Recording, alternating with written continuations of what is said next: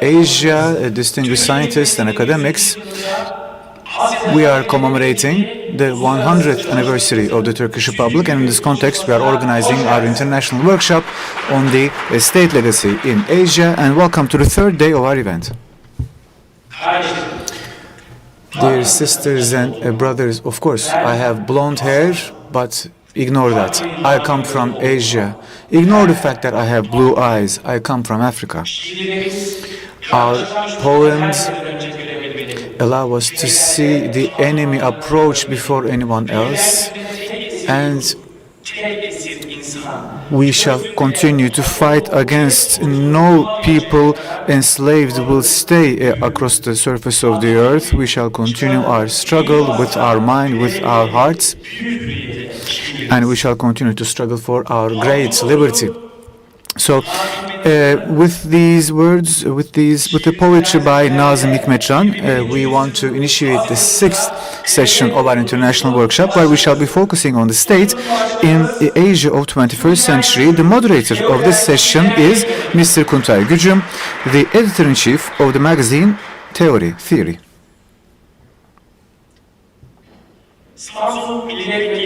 Among our panelists, we have Professor İlyas Topsakal, who is currently an MP for the province of Samsun and who was a vice president of the Istanbul University.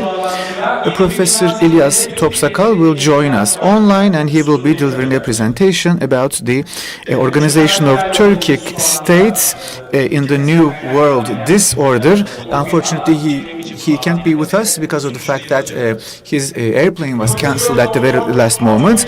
And then we also have among us Professor Abdülkadir Gül from Erzincan Binali Yıldırım University, Faculty of Literature and Sciences, Department of History. Professor Gül isn't with us, unfortunately. Unfortunately, he had a serious health problem at the very last minute. But from the same university, from the same department, we have among us Associate Professor Nazgül İzabeyeva, who will be basically reading the presentation of Professor Gül.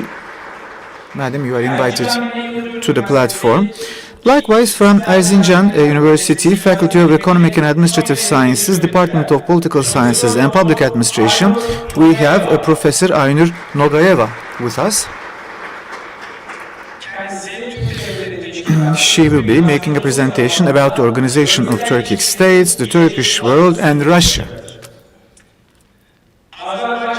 And last but not least, we have Mr. Aziz Ali Beyli, who comes from the Azerbaijan Social Studies Center. He will be joining us online, and he will be making a presentation about the relations between Turkey and Azerbaijan in the New World Order, with a specific focus on the strategic targets of the new Turkic century.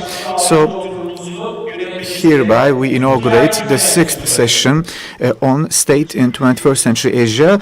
Mr. Kuntay Gücüm, the floor is yours. Distinguished chairwoman of USMER, Ms. Şule Perinçek, distinguished president of Erzincan University, Professor Akın Levent. I would like to extend my gratitude to all of you for giving us this great chance to be here with our distinguished professors. In the 6th session of our international workshop, we will be focusing on the position of states in the Asia of the 21st century. The first presentation will be by Professor İlyas Topsakal, who is currently a parliamentarian from Samsun. Of course, he wanted to be among us today physically, but unfortunately, due to the fact that his airplane was cancelled at the very last moment, he is joining us online. Also, from the Erzincan Binali Yıldırım University, we wanted to have among us Professor Abdülkadir Gül. Unfortunately, there is a very important health problem in his family, but he had shared with us his paper previously, and his paper will be read out by Ms. İzel Azarbeyeva from the same university. Our third panelist is Professor Aynur Nogayeva, likewise from the Erzincan Binali Yıldırım University. And finally, once again from an online connection, we will be listening to Mr. Aziz Ali Beyli. So first of all, I would like to pass the floor to Professor Topsakal. I hope the connection is smooth. Hello, Professor. Hello. I hope you can hear me clearly. Yes, sir, we hear you. Professor Ilyas Topsakal will be making a presentation on the organization of Turkic states in the New World Disorder. Well, ladies and gentlemen, first of all, thank you very much for organizing this great event. Of course, first of all, to Ms. Şule Perinçek. And I also would like to extend my gratitude to her great team. And let me express my gratitude to the professors and academics who have contributed to the workshop, to our students who have contributed to the workshop. Also, we have great participants coming across different countries of the world. Especially, we have great guests from Asia, from the Turkic world, from the Asia-Pacific world. It's an honor for me to address such an august assembly. I hope that this event will be fruitful for everyone. I hope that we will, stoke more inspiration and hope for the future generations through this event. I think I'm seeing the faces of my own students among you. I think these students will in the future be making very important academic studies. And with all of your contributions, I think we will be reinforcing the institution of state across the Turkic world. Well, with these wishes, let me initiate my presentation and go into the gist of the matter. Well, so, of course, as a historian,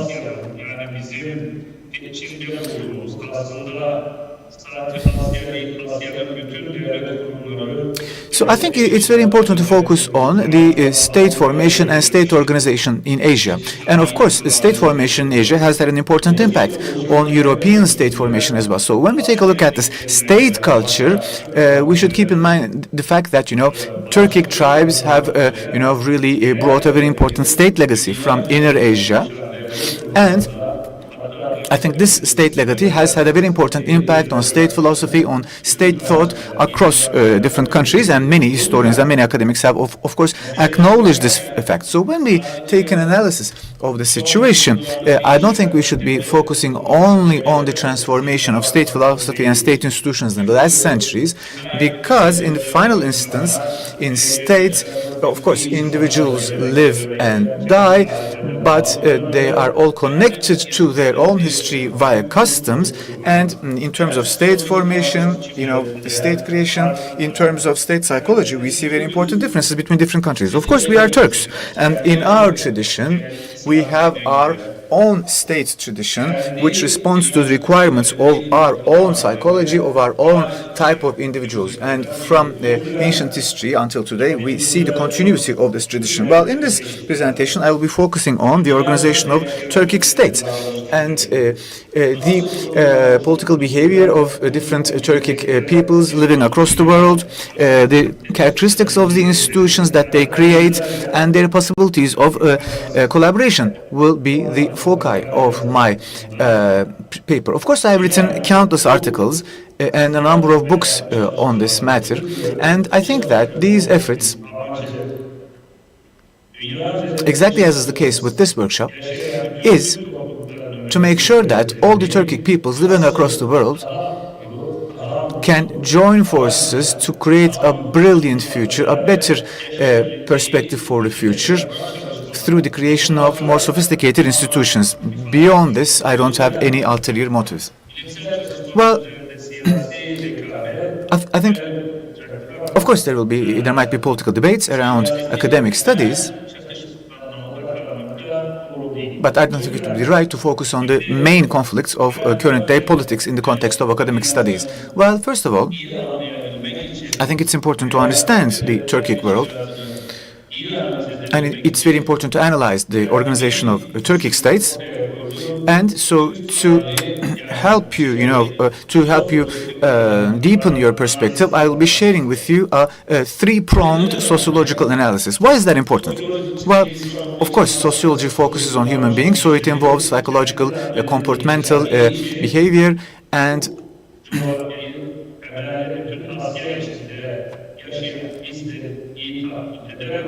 So if we don't utilize sociological tools to understand Asia in the correct manner, I don't think we can understand each other as different Turkic people. So that's why I want to carry out this analysis.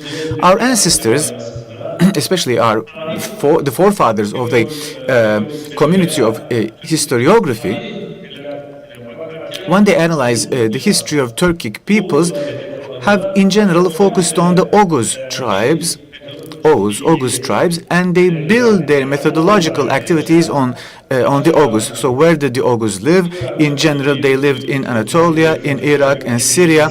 We also have different areas which now fall within Iraq and Syria, which used to correspond to the Turkish National Pact, Misak-ı Milli. But we also have Turkic peoples in Eastern Mediterranean, in the Balkans. But of course, we see the presence of Turkic groups in Azerbaijan, in Caucasia, and also we see the extension of Oghuz tribes even into Central Asia, across Turkmenistan, Kyrgyzstan, Uzbekistan. Well, this perspective, this scope,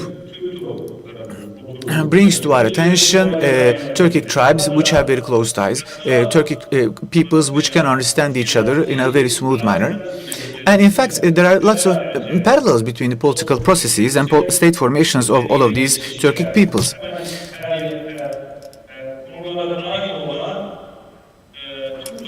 Basically, these Turkic communities, these Turkic peoples have a shared legacy.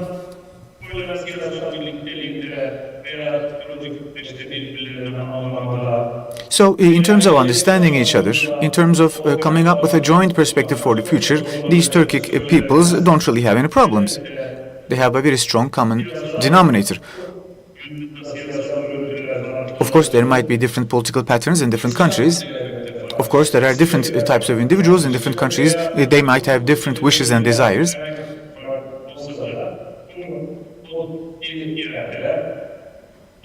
But nonetheless, in the final instance, these Turkic peoples have the potential of creating joint institutions, international institutions. In this, that was the first circle, the first halo. But beyond that, we also have a second halo. This is what we can call the Kıpçak halo, the Kıpçak circle. When we were living in the Ottoman Empire, these peoples had their own empires. And basically, they exerted influence, exerted power in different states, such as Turkestan. Later on, they came under, so they basically suffered from the invasion of Russia, and they became the subjects of the Russian Empire.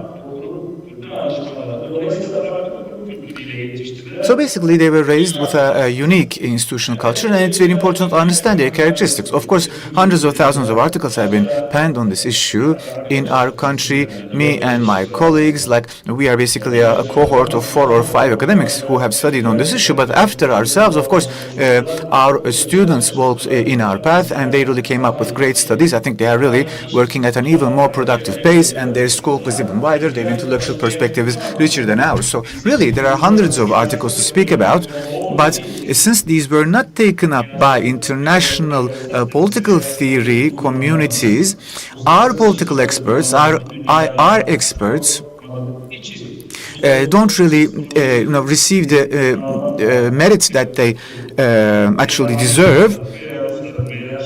We see that, Russians, Americans, Chinese, Indians don't really pay a lot of attention to state formation in Turkic tribes.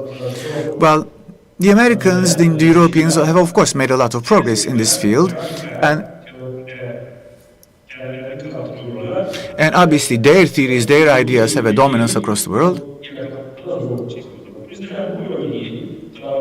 So when we take a look at this region, when we take a look at the behavioral stereotypes of our peoples, when we try to understand the transformation of cultural codes and education institutions of this region, when we try to, grasp the political behavior of Turkic peoples, when we try to understand their war and peace practices, we, I think, need fresh instruments, a fresh perspective to understand them. And in this context, I think the organization of Turkic states plays a very important role. We see the emergence of different economic collaboration institutions. I think the organization of Turkic states especially plays a very important role, and the success of this OTS will play a very important role in extending our perspective on state formation. I think we also have a third circle beyond that second circle. So think about China, India, Pakistan, etc. I think in all of these lands, we can speak about the emergence of Turkish influence, but obviously there we are speaking about a very diverse mosaic of peoples. We see Jewish culture, we see Christian, Muslim culture, etc. So that's a very diverse third circle, and the characteristic of that third circle is, of course, the fact that it incarnates different state traditions. And of course, this brings about, a large diversity of psychological and sociological perspectives. For example, in China, in Eastern Turkestan, or in the Altai Turkic peoples of Russia, we see very original cultures. Or likewise, we can think about the third generation of Turkish migrants in Germany, or we have a huge Turkish community in the United States, etc.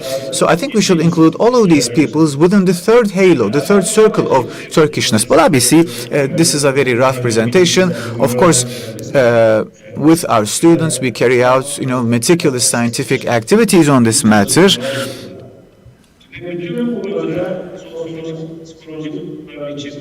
Well, within all of this political, psychological, and sociological diversity, how can we create the unity of Turks? How can we strengthen the influence of the organization of Turkic states? Well, the OTS was basically initiated as a thought in 2009, and in Nakhchivan, organization of Turkic states was established with an official declaration. So basically, it became an official institution from that point onwards. And now, underneath this umbrella organization, we see the emergence of different organizations. Obviously, this is nothing recent. For decades, Turkic peoples have always imagined the emergence of joint international organizations to bring together different Turkic peoples.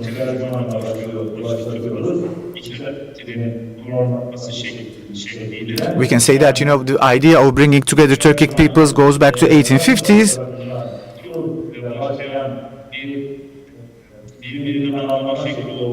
And, throughout different international initiatives, Turkic peoples have started to understand each other. But in the last 30 years, we have seen the re-emergence of this initiative to bring together Turkic peoples, also with a basis on scientific studies. So it's through these scientific studies that the Turkic peoples have created their own institutions. So after the collapse of the Soviet Union in the last 30 years, we have seen the emergence of such joint organizations in a much more tangible manner. Of course, being very brief here, but the transformation of the general world system has also made important contributions. Something I've shared with my students frequently. I mean, you all know that the world no longer has a clear-cut order. Basically, we are going through a period where there is no world order to speak of. We cannot really speak about the domination of the United States or another international force. And in a sense, this has a positive impact on the emergence of the unification of Turkic peoples. So obviously, the Soviet Union doesn't have its domination that it enjoyed in the past. So we see the emergence of regional powers and regional states across different areas of the globe. So this isn't something that we can ignore. So at least as a field of study in international relations, we see the importance of the concept of regional organizations. So basically, the academic world is basically liberating itself from the domination of the United States or other Western nations, and they are coming up with more original theories. Of course, in the larger world order, we shouldn't be focusing only on political processes. Underneath political processes, we obviously see an important change in the economic system. So basically, the previous liberal economic order is now highly controversial, and we can even keep track of all of these discussions when we read important liberal thinkers such as Francis Fukuyama, for example. So, for example, from more recent authors such as Noah to previous authors. We have a wide range of thinkers who are discussing who are basically saying that the liberal world order can no longer organize the international market. So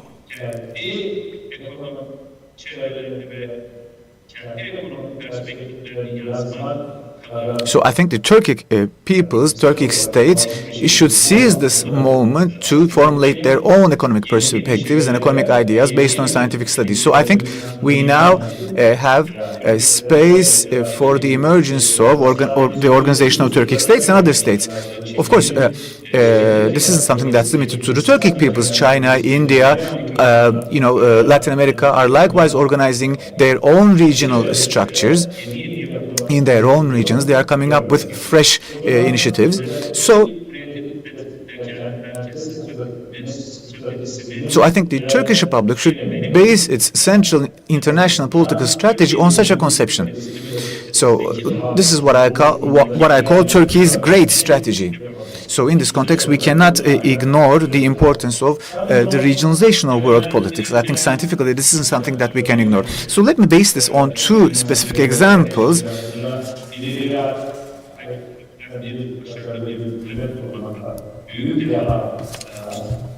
The first example would be, of course, Mustafa Kemal Atatürk, who was very successful in creating a great republic. And I think the second example can be Enver Pasha. Sometimes academics think that, these two figures were in competition or in conflict, but I don't think they were in conflict. As far as I can see things, Enver Pasha really crystallized that spirit that he observed in the world of Turkestan. But he was basically invaded by his, excessive emotions. He couldn't really grasp the precise nature of reality. Whereas in the second example, in the example of Gazi Mustafa Kemal Atatürk Pasha, we see that he really seized the moment. He read the international political evolution very accurately, and he mobilized the political energy around him to, establish the survival of the Turkish state. So based on these two examples, I think we can say that, as far as I can analyze the phenomenon,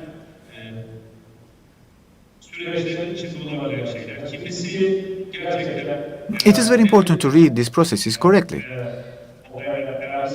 So one leader had a much more realistic perspective on events, and he, really reached a great success in a relatively shorter term, whereas the second leader was basically relatively carried away by emotions. So I think that's something we also observe in our individual worlds. So when we analyze our history, I don't think we should conceive of these two perspectives as, ideas, as perspectives in conflict. I think they rather have a complementary presence. A more rational perspective can complement a more emotional perspective. I don't want to take up too much of your time because obviously, we can, dwell on these issues for hours and hours. These are matters which, date back basically centuries. These issues have basically laid the groundwork for the Turkish nation states, and I think I'm over my time. So while ending my words, I would once again like to express my gratitude to the organizers of this very important workshop. Basically, it's through your efforts that this issue has been turned into an intellectual problem. Well, you can, organize all these discussions and different TV programs, but it's useless. Basically, in TV programs, you have a very superficial perspective. When we organize such an international workshop through the efforts of, distinguished organizers such as Ms. Shula Perinçek, we really have the chance to, deepen our perspective on this matter. So many thanks to all the academics, all the professors who have contributed to this discussion. Of course, to Chairman Perinçek, of course, to the intellectual military commanders who are there and contributing to these discussions. Likewise, to all the prominent Turkish business people. I think without entrepreneurs and business people, we cannot really carry forward the cause of our people. So my heartfelt greetings and thanks to all of you. Many thanks for your attention.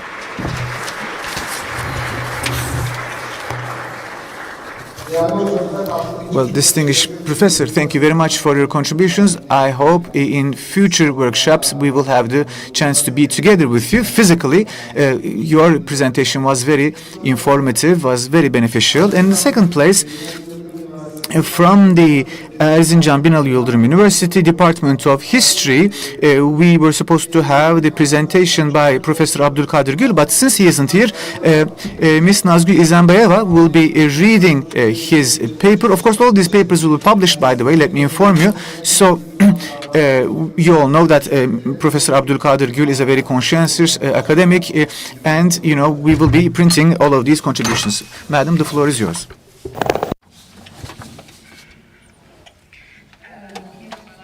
Hi, esteemed participants and esteemed chairperson, as well as dear students. Today's topic will be about the 2040 revision document of the Turkic world.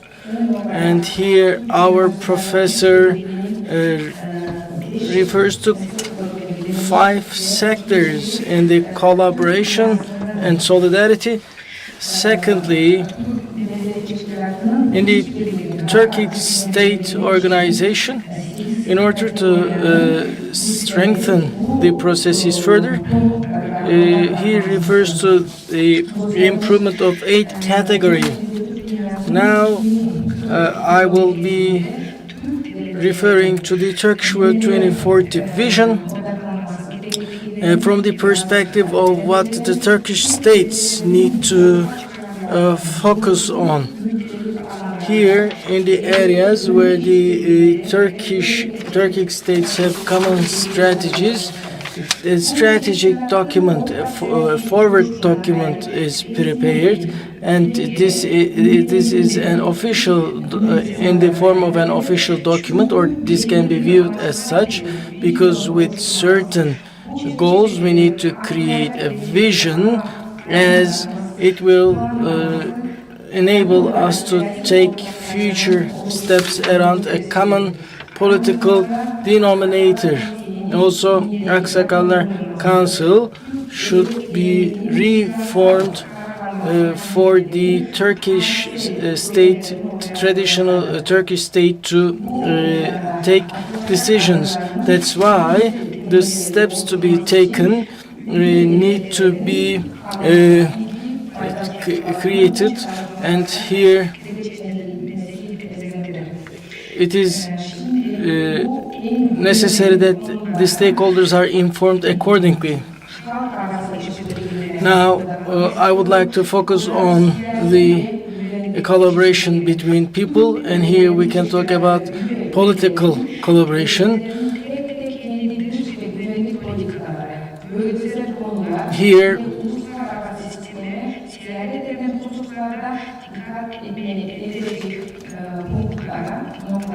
the Turkish states need to pay attention to certain points, and here the professor refers to 5 categories. First, we talk about the political collaboration. This is a critical topic for Turkish states. There are many points here, but actually we can focus on especially 2 areas, and I can read them as such. Having multilateral political consultations on policy issues, empowerment in international and regional foreign affairs of common interest between member states. Secondly, to ensure enhancing synergies among national institutions and other stakeholders to achieve the goals of the Organization of Turkic States, and strengthening capacity to Turkish cooperation. Then here the second one is about the security collaboration, which is critical. So having a common stance, also common fight against terrorism, and the third, as for the third one, this is collaboration with international organizations. And here what we want to announce is developing project-based and sectoral partnerships for mutual benefit, and increasing the visibility and influence of the Organization of Turkic States as a credible international actor. Also, there is this emphasis on the cooperation in humanitarian aid and development, And here, building relationships with the donor communities to meet the development needs of member states is again highlighted, and taking joint action to channel member states' official development credits, assistance and development credits to prevent poverty in developing countries. Also, this is another one, diaspora, about the organization of Turkish states, and here the diasporas of the source countries need to develop a strategic framework, and here there is an emphasis on enabling the sharing of technical and academic information, also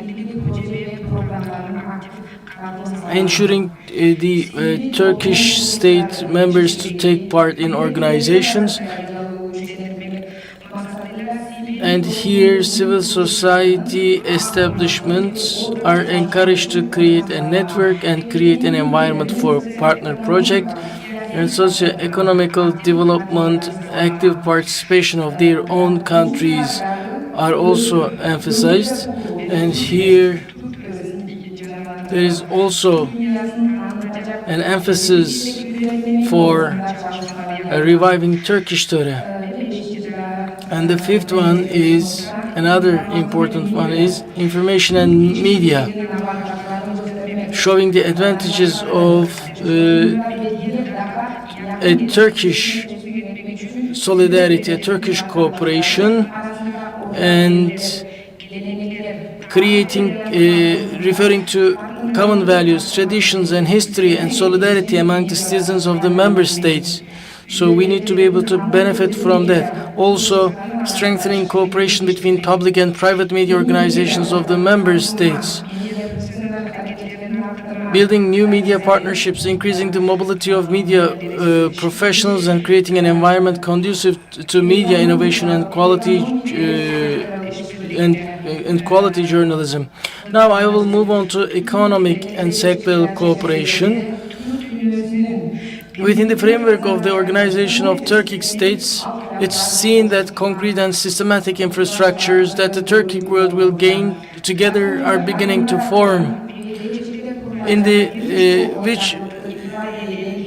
the vision document, which has already taken steps and expresses many partnerships to be established in the future, topics such as taking the necessary measures to facilitate mutual trade and investment, and the establishment of the Turkic investment fund based on the principle of equal capital contribution and equal voting rights of the member states come to the fore.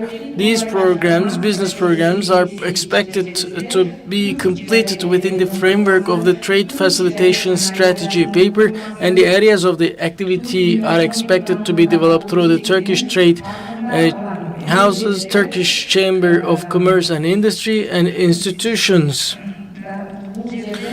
Recognizing the economic logistics of the Turkic world, the member states have expressed their determination to realize the Caspian East-West corridor, and there are here 8 points here.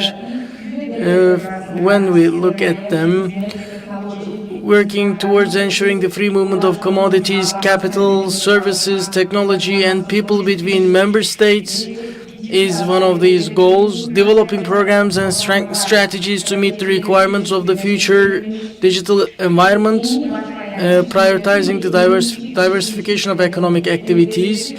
Also, collaborating to build the future knowledge economy. And then we talk about another important couple of aspects as culture and economy, and here there are also points to be focused on, bringing together the people of member countries and encouraging again the cultural enrichment.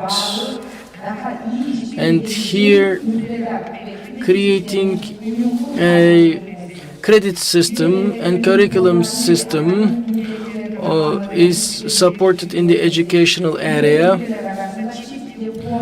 Also, creating double diploma between the two countries is encouraged. This is a very actual point.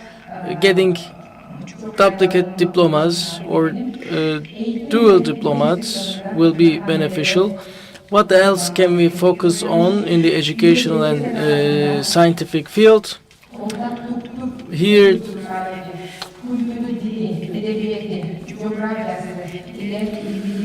intensifying scientific and analytical research on common Turkish history, culture, language, literature, and geography is emphasized.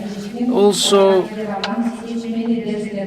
there's this support for selective courses in the curriculum, and also there is this emphasis on making the Turkic higher education area fully functional through the Orkon process exchange program and making the Union of Turkic Universities the leading cooperation mechanism.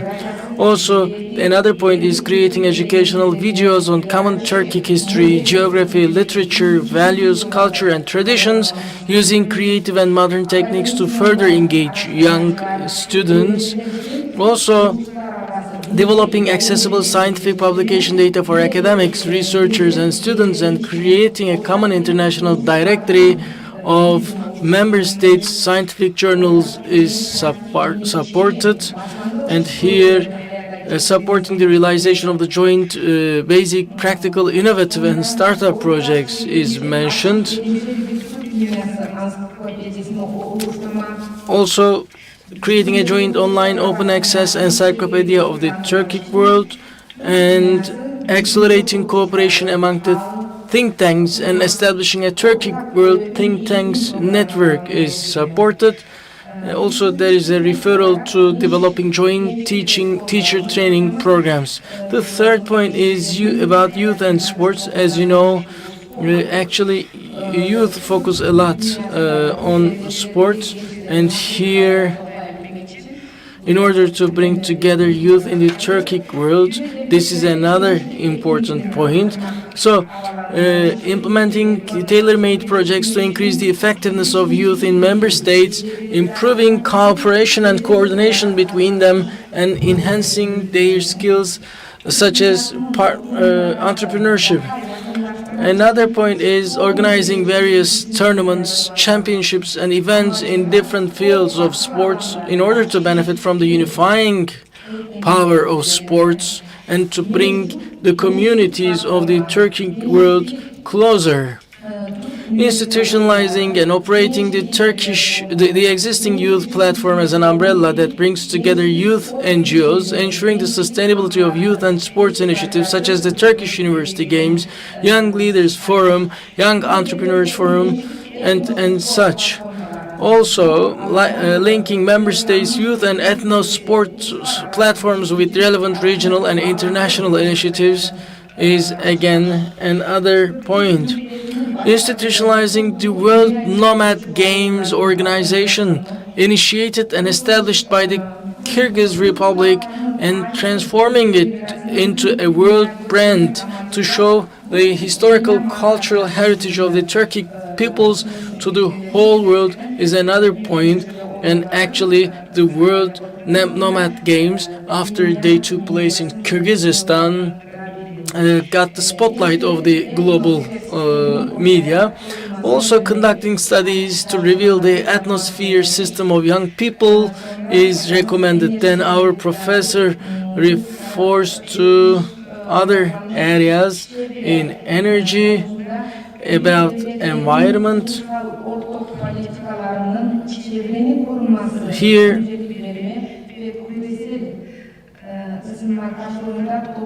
the professor says prioritizing environmental protection in the national and common policy of member states and taking the necessary measures to raise public awareness of this global challenge is critical.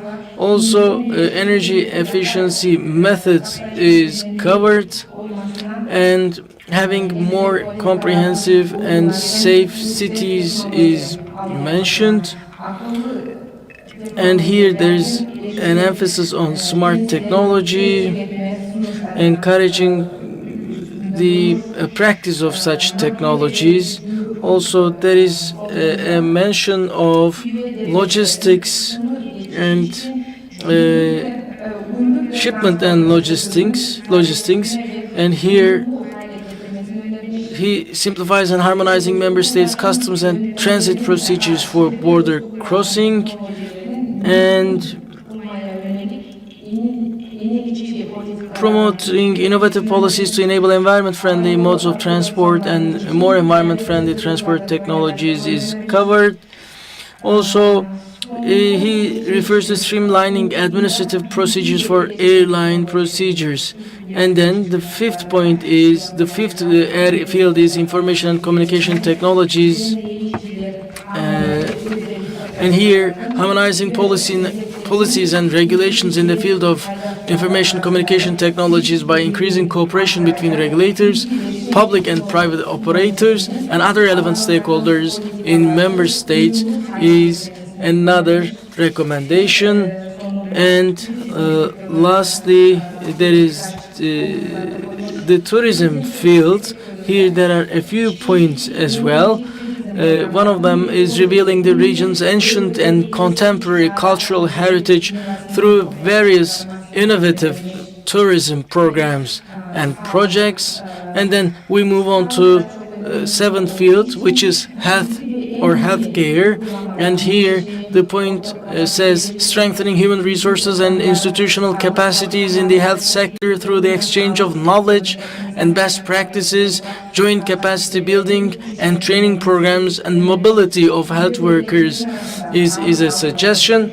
Another one is harmonizing national policies and legislation to better develop health infrastructure, communication, and health information systems across member states. And the last field is agriculture. Here, mobilizing public and private institutions, academics, civil society organizations, research institutions, farmer associations to ensure sustainable agricultural development is a suggestion. Developing organic farming as an agricultural method to produce food using processed products with natural ingredients and maintaining a strict control and strengthening system is another suggestion. And aligning sustainable rural development programs and policies, promoting modern practices and innovative technologies, and fostering productive linkages in the agricultural sector by building partnerships between agricultural clusters, farmers, and agri-businesses. And so when we are to summarize, these are the notes covered by the professor. I hope I didn't exceed the amount of time given to me. No, you're within the time limits. So shortly, the 2040 vision, the Turkish World 2040 vision document refers to the points on which the cooperation can be established. Thank you very much for your kind attention. Thank you very much, Professor. Professor Abdülkadir Gül created a detailed work, and he made certain evaluations about the Turkish World 2040 vision protocol. So he created the sort of document that can be used by the researchers, and our professor here provided a summary of this presentation. Thirdly, Erzincan Binali Yıldırım University Professor Dr. Aynur Yeganova from the Faculty of Economic and Administrative Sciences will be talking about the regional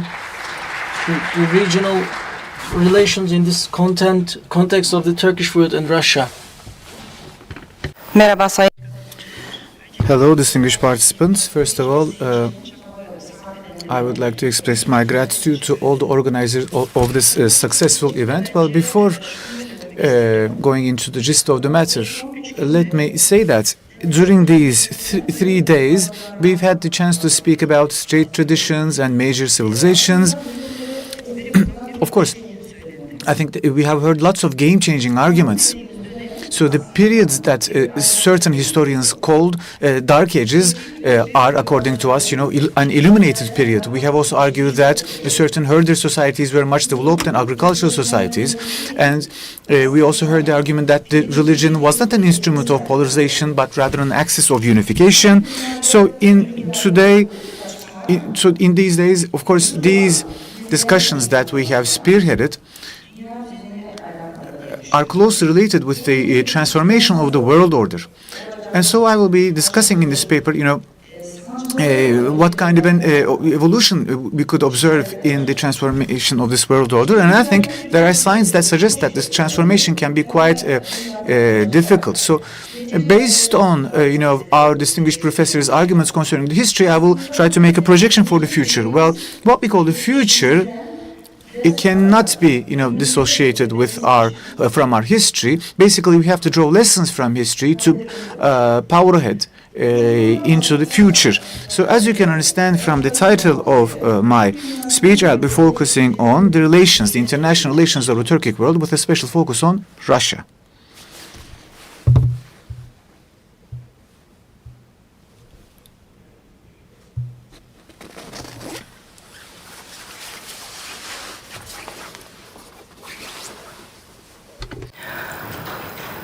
Türk dünyası kavram itibarıyla The Turkic world as a concept refers to the Turkish peoples, the Turkic peoples, and the Turkic states and Turkish states that are distributed across Central Asia, Anatolia, the Caucasus, Russia, Siberia, the Middle East, Iran, and the Balkans.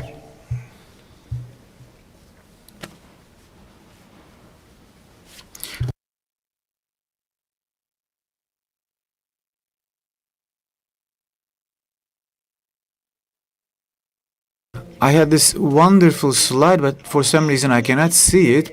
So let me put it this way. So, Türk Devri, the Turkic age. So the Organization of Turkic States is basically an umbrella organization. It is basically, in a sense, the institutionalized, structure of the Turkic community. It's basically, the final crystallization of a long-lasting process. The objective of the Organization of Turkic States, actually, the Organization of Turkic States is much more ambitious than Turksoy, which was a previous organization bringing together Turkic peoples. So the objective of Turksoy was simply, making sure that Turks understand each other, so introducing Turks to each other. But the Organization of Turkic States has a much broader ambition. They simply want to make sure that the member states create their own agenda and then explain this agenda to the world. So when we look at the issues, as was indicated by Professor Abdülkadir Gül, the OTS is actually active in different fields. So it has a vast field of activities, going from climate change to energy policies. For example, one interesting example is the effort to raise awareness across the world to save the Aral Sea from desertification. Well, the Organization of Turkic States has an observational status in the Organization of Islamic Cooperation and also in the United States. As stated in its 2040 vision, the organization aims to preserve peace in the region, outside the region, to strengthen mutual trust between member states, to fight against international terrorism, separatism, extremism, and cross-border crimes, and to aim for a comprehensive and balanced economic growth, as well as social and cultural progress.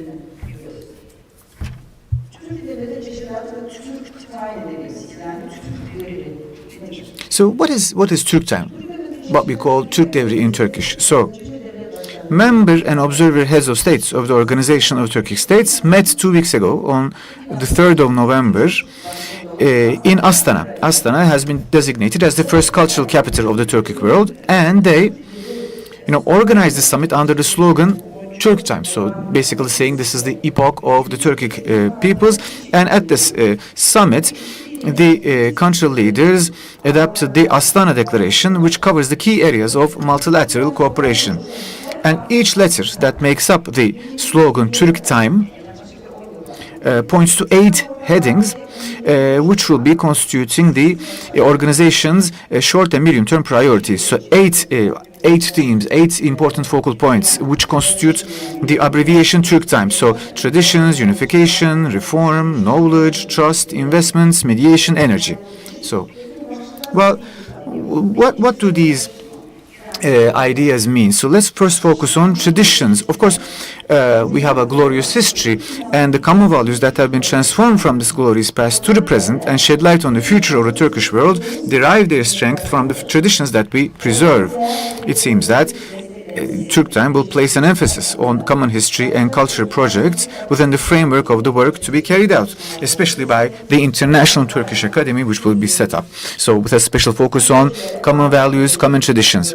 So this is the impression that we can draw. The Turkish world will be moving towards the goal of unification based on these traditions. So what should we understand when we speak about unification? Of course, this is a word which is closely related with the concept of union, but obviously this unity does not mean the unification of state borders, but rather it refers to the unity of thought and action. The beginning of the formation process of the Turkish Union. So, of course, yesterday, as a professor indicated, this is basically a model. But beyond that, we have a common history. So basically, this is a reference to the collaboration between these countries. First of all, the Turkish Republic recognized the Central Asian republics as independent states, and then started to strengthen their diplomatic, economic, and cultural relations.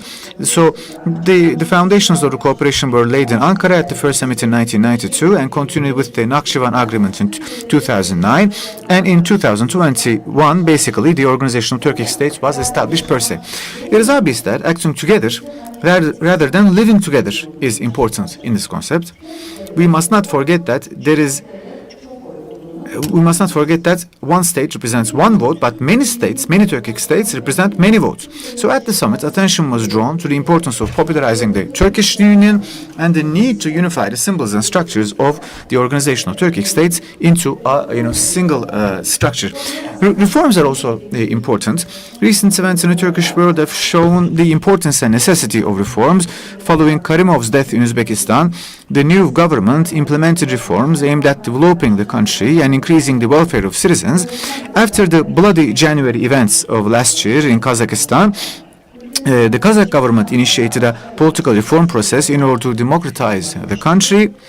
Kyrgyzstan likewise continues to actively carry out internal reforms. So basically, reforms are basically, the symbols of a vast mobilization process. Well, the fourth concept is information. The importance of information is obviously indisputable. There are many joint structures, professions, and collaborations operating in different fields within the framework of the organization of Turkic states. So we have not only economic programs, but there are also student and teacher exchange programs. We have the Silk Road Joint Tours Project, international youth camps, and programs to raise awareness about the Turkic world. And obviously, these efforts continue via public and private efforts, and there are especially quite interesting projects that I will be dwelling upon in further detail in a couple of seconds. For example, we have the famous Turkic World Digital Citizenship Project. The project is the largest voluntary project of the Turkic world, which was initiated in 2021 under the coordination of Turkey, Kyrgyzstan, Manas University, and Gaziantep University. Then it was taken over by the Amasya University. It involves the cooperation of 90 universities from 15 Turkic regions. This obviously concerns the field of education. So obviously, education is very important, as indicated by Abdülkadir Gül. There is a special focus on youth and education.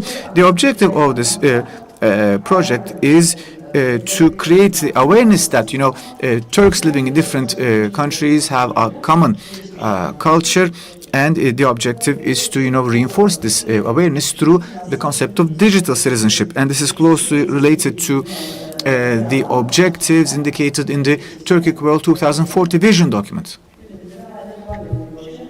This is an ongoing project, by the way, and this is one example of the events carried out under this project. So the concept of trust is also very important. Relations based on trust always make progress, obviously. Statements of the Organization of Turkic States show that the organization wants to support territorial integrity, joint production, and of course develop Turkish identity in the humanitarian field. Obviously, trust, confidence boosts commerce. Extending from Central Asia and the Caucasus to Europe, we have a young population exceeding 170 million people. We have a national income exceeding overall $1.5 trillion, and we have a total commercial volume of nearly 1.2 trillion. As such, the organization has a very important economic weight as well. To give a recent example, so let me discuss one issue which was frequently discussed yesterday. So the importance of guaranteeing the security of commercial routes. In this context, we can think about the fact that, Turkic peoples have always protected commercial routes connecting China and India to Europe. Well, another important item is investments. The investment agenda item is not a coincidence, obviously. I think it's a very important issue, and it's closely related to the previous concept of trust. So investments made by Turkish countries in each other's economies are a clear example of mutual trust. We know that Turkey's investments are very important in younger Turkish states. For example, after Azerbaijan took back the occupied Karabakh lands, Kazakhstan and Uzbekistan are now actively participating in the reconstruction and restoration of these liberated regions. On the other hand, Azerbaijan is also investing to an order of $30 billion in the economies of the Turkish states. Let us remember, at the institutional level, under the Organization of Turkic States, there are debates about. There's an agreement about the creation of an investment fund, and this was approved by the parliaments of the member countries. Today, improving our economic relations constitutes one of the most important agendas, and to date, it has contributed to the development of lots of projects, actually 5,500 projects, with a total value exceeding $220 billion. So the central corridor and other trade routes are used in a much more effective manner, and there's a special focus on fields such as logistics and energy.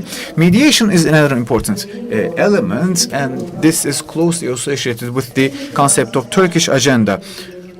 I've written lots of articles on the importance of philanthropy. Well, Western countries steal each other's, humanitarian aid packages, but Turkey is instead, extending its humanitarian aid to all countries. First of all, Turkic states, but also to other countries. Likewise, Turkic states are, providing such a similar humanitarian aid to their neighbors. So I think this is a fresh perspective on international affairs.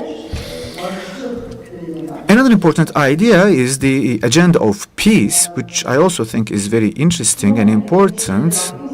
When we take a look at the developments of recent years, we see that intermediation is very important. So Turkey and Turkic states have always played an important role in intermediating, peace negotiations between different countries. For example, in the conflict between Russia and Ukraine, or after the Russian airplane crisis, Turkey has always played a role in intermediating between conflicting sides, and so the Turkic states have always had a very positive agenda. Likewise, in the face of Israel's attacks towards Gaza, Turkey has tried to mobilize Muslim countries. So, in the face of their indifferential position, the Organization of Turkic States has re-emphasized its messages for humanitarian aid and immediate ceasefire. Likewise, Kazakhstan and Uzbekistan always played an important role in, emphasizing the idea of the full creation of a Palestine state. For example, Uzbekistan extended an aid of $1.5 billion to Palestine. Kazakhstan has extended a support of around $1 billion. And many citizens of Turkic states have, demanded this, the discontinuation of oil supplies to Israel. I'm not going to be entering into a lot of detail about energy. We have already discussed this at length, but Turkic states with energy resources, diversification of transportation routes is key to delivering energy to the international market. So in this sense, Turkic states have huge importance. And in this context, the relations of Turkic states with other states are simply crucial. Well, this organization of Turkic states, how can we understand the organization of Turkic states in the context of Turkish Eurasianism? Well, the OTS is of course built upon the identity of Turkish identity, but I think it's in a sense the official implementation of the concept of Turkish Eurasianism. It is repeatedly emphasized that organization of Turkic states is not against any state, against any bloc, against any comprehensive. No, we see that this organization strives to establish friendly relations, not only among Turkic republics, but also with all countries without presence of Turkic peoples. In this context, good relations should be developed with countries with a Turkish presence, and they should not be allowed to see the Turkic presence within organization of Turkic states as a separatism. For this purpose, Russia, Iran, and China should be allowed to participate as observer countries in the organization of Turkic states, in my opinion.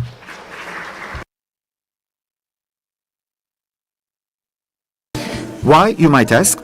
Well, if you remember, Russian Foreign Minister Lavrov had said that they were ready to participate in the organization of Turkic states. Today, representatives from the autonomous republics of Russian Federation, so Tatarstan, Kafkasya, and Bashkortostan, also carry out important efforts at the organization of Turkic states. So, Russia carries out activities within the organization, maybe not directly, but indirectly, through the republics established by Turkic ethnic elements within Russia. Today, there is a supposed conflict between the concept of Russian mir, Ruski mir, so the Russian world, and the Turkic world. So there are efforts to, pit these two conceptions against each other. I think this is very dangerous. And I think we can come up with an example to respond to such efforts. For example, scientific focus is an important field of collaboration between Turks and Russians. Let me share with you this example. For example, in this project, we had academics, professors from 25 universities of 7 different countries, and 35 scientific experts have worked on this joint scientific project, and they then published a volume. It was under the leadership of the Altay State University, which, as I said, brought together experts from 25 universities of 7 different countries. So, as for China, in January 2021, when the Organization of Turkic States was established per se, China declared that they saw the Organization of Turkic States as a threat. But Turkey's ambassador to Beijing, His Excellency Abdülkadir Ömen, had to, make declarations, statements to clarify the matter. However, if we remember what happened in history, the Gökturks were able to survive as an effective power in a wide geography for about 200 years, despite the fact that it was surrounded by important countries such as China, Iran, the Byzantine Empire, etc. Foreign researchers who conduct research on this subject state that Gökturks did not, only stick to a negative mission of pillaging, etc. Beyond that, they contributed to the civilization through constructive efforts. So this isn't something that only Turkish academics are saying. This is also confirmed by Western academics. So here we encounter the concept of Pax Turkica, the Turkish peace. So this was basically implemented in history, different periods of history. So think about the Göktürk Empire, which basically created a commercial bridge crossing Eurasia. Thanks to the Gökturks, the lands along the trade route network known as the Silk Road extended from China to Byzantium. So societies based on different ethnic groups engaged in intense commercial activities. So the inscriptions by Tonyukul, Kültegin, and Bilge Kağan provide very important information about the history of the Turks in the Eurasian geography, and this also corresponds to that same period. So we have to know this history in a very precise manner. So as I've said, the what we call the Turkish agenda is basically an agenda of peace, of philanthropy. So we were discussing, whether the world is bipolar, multipolar, etc. But in this new geostrategic environment, so despite these discussions about bipolar and multipolar worlds, the Turkic states should not steer towards any of these poles, but should rather create their own agendas. And once again, as I've said, the focus is on peace. So basically establishing peace within the region, first of all. For example, there are a certain number of problems which have to be resolved. For example, thankfully we have peace in Karabakh. There are also other problems such as the isolation of the northern Cyprus region, and I think the time is to resolve all of these important problems one by one. So we mentioned intermediation above, and not only Turkey but other Turkic states are also playing an important role of intermediation. So in the context of the grain corridor, for example, during the Russia-Ukraine war, Turkey played an important role. I think that's a very important project. It also corresponds to strengthening of philanthropic efforts. But when it comes to philanthropy, I think Turkic states really, showed important cases of solidarity to fight against the COVID-19, which we call the disaster of the century. So I think, Turkic states, helped each other. By the way, today Kazakhstan, Uzbekistan and Turkmenistan are helping their neighbor, Afghanistan, which has faced huge problems after the United States left Afghanistan and blocked Afghan financial reserves in the United States, because there are no other countries which can help Afghanistan as you. By the way, the Silk Road project is a very important project voiced by China. I think it's very important. It's closely related to what I have discussed a couple of minutes ago. It concerns almost all Turkic states, and the International Turkic Academy has organized a scientific project about this, what we call the Turkish Barometer. Of course, the Turkish Barometer touches upon lots of different ideas. It's a very vast survey, but I want to focus on one element. So, of course, we have what we call the One Road, One Belt initiative in the context of the Silk Road. I think yesterday our distinguished Chinese researcher made a presentation about the One Road, One Belt initiative, so I'm not going to be entering a lot of detail here, but this is what I want to say. So this subject, this project was actually basically in the past, Russia tried to integrate the One Belt, One Road initiative with its Eurasian Economic Union, and Kazakhstan tried to integrate it with its national logistics. Today, on the 10th anniversary of the project, the Russian leader also attended the celebration activities. Well, what is Turkish Barometer? So, basically, this is a series of surveys which are organized in a number of ways. The first wave was organized in 2017, and it covered the capitals of Turkic states: Ankara, Ashgabat, Astana, Bishkek, Baku. So it's 6 capitals in total, and obviously this concerned different Turkic peoples: Uzbeks, Kazakhs, Kyrgyz, Turks, Azeris, Turkmens. The second wave of the survey was organized in 2018. It had a much larger scope. There was a special focus on urban and rural zones. By the way, I had the chance to participate in this survey. Basically, the pollsters went from village to village, city to city. The third wave was organized in 2022. It was basically organized through the contributions of experts. It didn't receive a huge media coverage, but I think the really interesting wave was the second wave. I think this is a project which must continue. It's very beneficial. As I said, I was also in the work group of this project. It gives us a very strong idea about people's perspective on the integration of Turkic states. What are the results of this study? Actually, this is closely associated with the perspective of organization of Turkic states. So apparently, the young people of these Turkic states have a very positive perspective about the unification of different Turkic states. The participants, respondents indicate that, joint projects in the fields of culture, arts, education are very important. So respondents basically support this idea. So here you see a summary.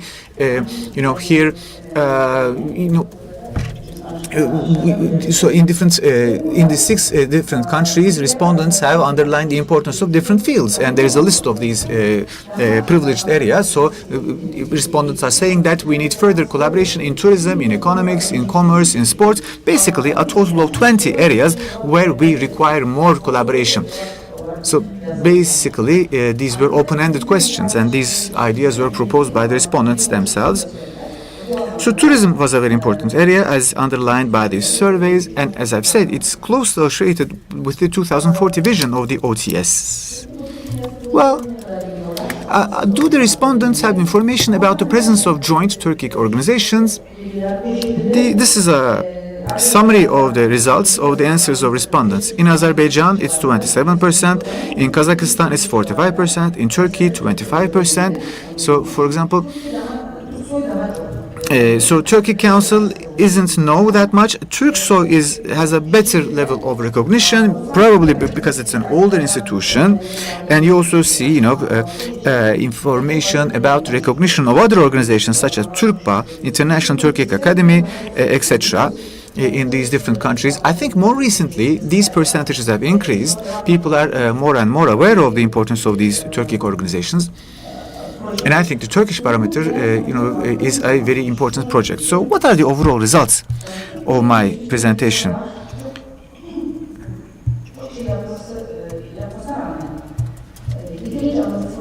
So, I think we have really accomplished a lot as Turkic states from past to the present, but I don't think we are really explaining our achievements in a very correct manner to the audience. So, the different events happening across the Turkic world have to be communicated with other members of the Turkic world. For example, as far as I know, only TRT, the only channel we have is TRT Avaz. So we have news articles in Turkmen, Kazakh, etc. But for example, on their website, we don't have like a menu concerning the Turkic world. I had the chance to chat with their SEDA. Neither do they have a specific menu about the news articles from Turkic world. So we don't present it as an agenda. So I think, we really have to make progress in this field. I emphasize the importance of the idea of peace, the Turkish peace, Pakstirkuka. So establishing these commercial routes founded upon peace is crucial. So I think our glorious past can really enlighten the path for our future. And these are my final words, distinguished chair. So let me, for his efforts to uphold peace, the Turkic media has described the Kazakh poet and statesman Olcay Süleymanov as the anti-Oppenheimer. So let me cite Mr. Olcay Süleymanov. He says, what we have to do is not lowering the mountains, but raising higher the steps. If we can do this, I think we can really forge a much more brilliant future for our young generations. Thank you very much. Thank you, Professor. So you have really explained wonderfully why we should be hopeful about the future. So Professor indicated that Pax Turkica is a very important element in terms of reforging Asia, and she made important suggestions about the reorganization of relations between Turkic states. She also emphasized the importance of the relations between Turkic world and Russia and China. So I think it was a beneficial presentation by this great professor, who, by the way, publishes lots of articles in English, Russian, Turkish, etc. Well, many thanks for your great contributions. Well, of course, when we speak about Eurasia, when we speak about the Turkish epoch, of course, we cannot ignore our great Azerbaijan participants. We have among us Azal Alibeyli, who comes from Azerbaijan Social Investigation Center, who focuses on the relations between Turkey and Azerbaijan in the new world order. The floor is yours, sir. Professor, the floor is yours.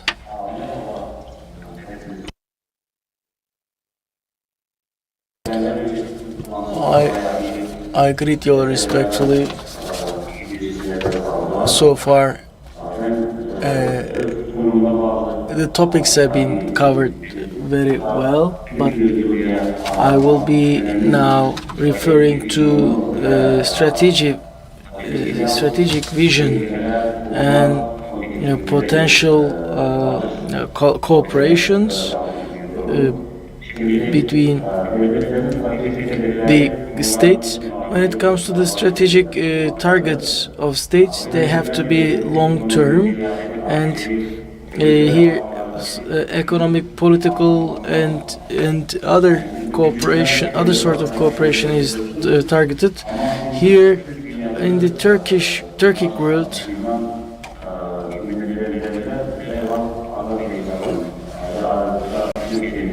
Turkey and Azerbaijan and other Central Asian countries should combine their state powers. The strategic targets of states change over time, depending on internal and external factors, but the strategic targets of states can be summarized as such. Ensuring economic development and is one of them, and the new world order sometimes force us to be in difficult situations. I mean, trying to find a solution by itself becomes a very challenging task, and economic development related activities required states to cooperate with each other. Of course, they have to enhance the prosperity of their citizens, and they have to strengthen their economic structure, and making investment in infrastructure requires them to apply national policies. Another one is preserving political stability. States against internal and external threats must be stable all the time. Stability is different for Turkey and Azerbaijan than other countries of the world, because it's a very sensitive topic. So states, for this end, must do everything to ensure political stability. Of course, military cooperation, military security is another one, and here states must have a military security, and that means a strong army, and that is why actually armies are supported. Here, cultural cooperation can be possible through further cooperation,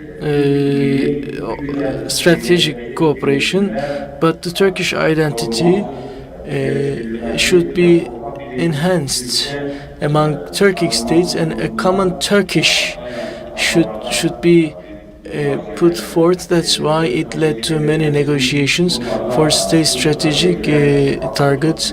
They have to agree on certain strategies. Another topic concerns states' attachment of their goals. And as we look at our current times, the lack of strong political leadership leads to problems in the world. For example, when you look at the aspects of the ethical politics in America, in Europe, and in all other countries, you see that the involvement of politicians in decision making leads to many problems, but strong leadership will help states reach their targets in a strong and determined way. Together with unity and solidarity, states can meet around important conditions. Another topic is public support. Here, states can attest certain goals through public support. That's why it should be defined very well, and as the states go towards their strategic targets, they should harness public support. The new Turkic century, what kind of strategic objectives should it have? Turkey has 2050-2053 projects, and economic, political, and cultural strengths of Turkey will be enhanced, and there is a goal to increase the national income of the Turkish people while taking the exports to $1 trillion level, and there are other important issues. So politically, Turkey needs to increase its international effectiveness, strengthen its regional role, and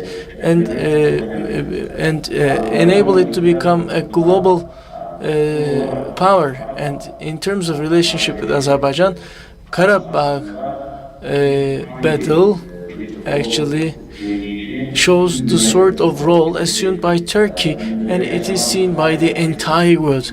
Today, in the Israel and Palestine question, Turkey also shows its approach, as professors before me explained the topics very well. Here, most importantly, Turkey on the diplomacy front is active in Ukraine, Russia, in the Israel issue, and in Mediterranean issues. It is doing great things, and Recep Tayyip Erdogan's adage of the world is bigger than five is a strong statement here, an important statement here. So when we look at the attachment of strategic targets in the new Turkic century, we can refer to certain objectives: economic growth, political interest preservation, modernization of military power in Azerbaijan and other countries, including Turkey, need to be implemented. Preservation of cultural assets will mean making important contributions to the global order. Here, when we look at the strategic targets with a specific focus on Azerbaijan, here states have different targets: external strategic targets and internal strategic targets. These are,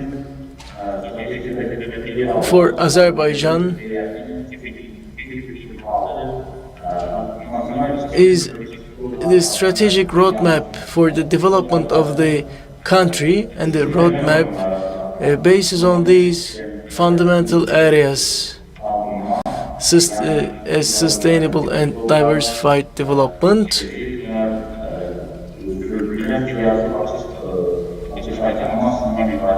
and ensuring less dependence on petrochemicals industry, in the agricultural industry, ensuring the development of non-industrial industries, diversifying export markets, giving economic growth incentives, and delivering public services in a quality manner are all those objectives. Also, fight against corruption, protection of human rights, creating an information society, investing in research and education, incentivizing human capital, incentivizing innovation, encouraging cultural development,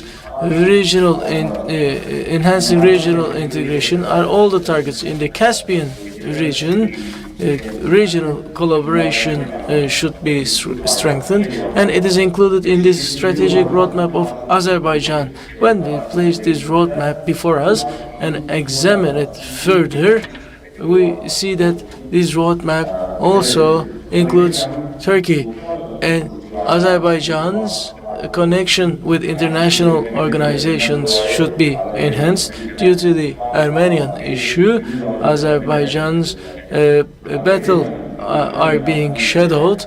That's why the cultural heritage of Azerbaijan should be identified. It should be preserved in the international arena as part of these exhaustive objectives. So it opens a huge way for Azerbaijan. Of course, strategic objectives should also address problems. I mean, ensuring that workplaces are created, poverty is reduced, increasing access to potable water, enhancing renewable energy generation are all the fields that require efforts from states and interstate cooperation.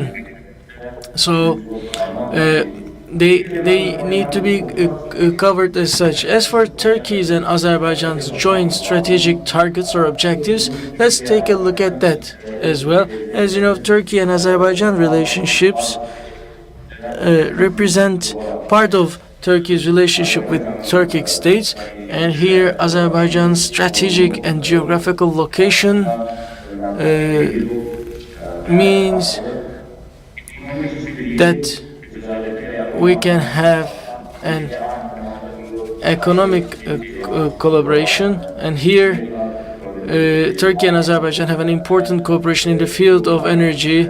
The two countries have jointly implemented projects like Baku-Tbilisi-Ceyhan oil pipeline and the TANAP natural gas pipeline. Actually, this means a huge space for cooperation. After the Karabakh conflict and China's One Road, One Belt initiative, we can state that there is a huge blessing here as the third potential economic asset. Okay, as for the political cooperation, that means another important strategy for Azerbaijan, because for regional peace and stability, that means making a contribution to Karabakh issue.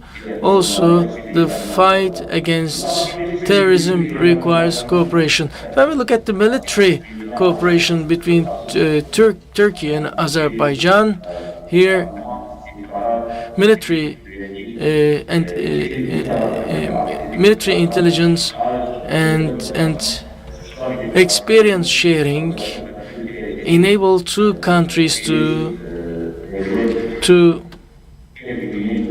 show a state reflex. So a new window is being opened between Azerbaijan and Turkey in terms of military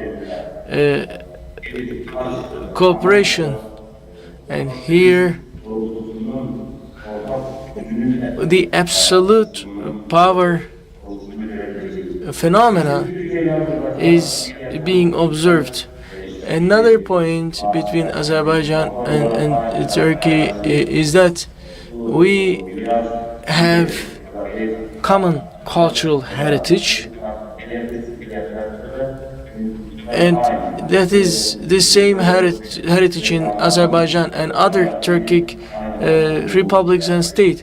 Our myths and legends are a common heritage for all of us, and they need to be preserved accordingly. Now, as for the education and tourism potential, also it plays an important role. As you know, between Turkey and Azerbaijan, the mutual trade volume is expected to be taken to $15 billion after the implementation of TANAP natural gas pipeline, and here creating a common tourism promotion agency is another necessity. Creating a common history reflecting the cultural and historical assets and values is all required.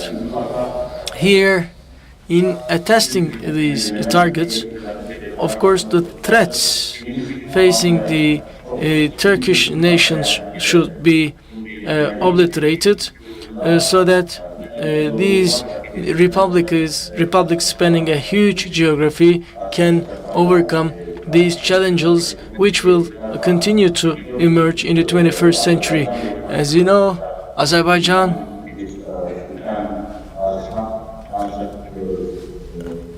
is targeting a peaceful approach, and here in the Caucasian and Middle East region, we see the exacerbation of conflicts. So having a geopolitical approach is a must, as it may make our countries vulnerable to external threats. So here, as these potential threats may influence Turkic states, then we should have potential efforts to ensure stability and prevent those threats from harming us.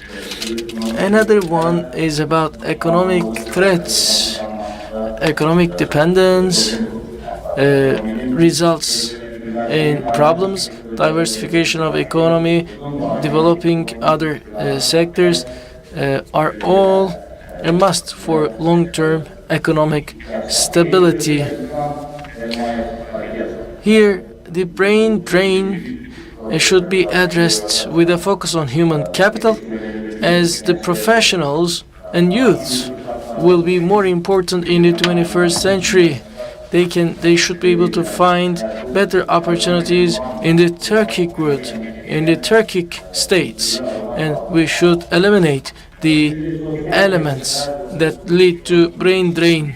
As for social factors and conditions, the states world over are involved in problems, including access to health care, and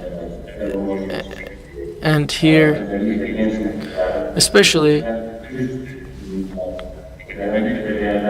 the youth should be aware of our traditions and customs. Here, wrong promotion, wrong identity creation may cause our countries to suffer from harms. So, to struggle with such threats, the governments and NGOs of the Turkic states should cooperate in a multilateral approach that covers international organizations as well. Economic diversity, healthcare, cultural heritage, preserving policies. These are all the areas we must elaborate on. So we must ensure that strategic thoughts are not prevented due to daily concerns. And defending such policies will enable us to create critical opportunities here. Enhancing dialogue between Turkic states in the 21st century is a must, and here the rightful progress should be made. Here the biggest message should be a stronger Turkic world, and we must know that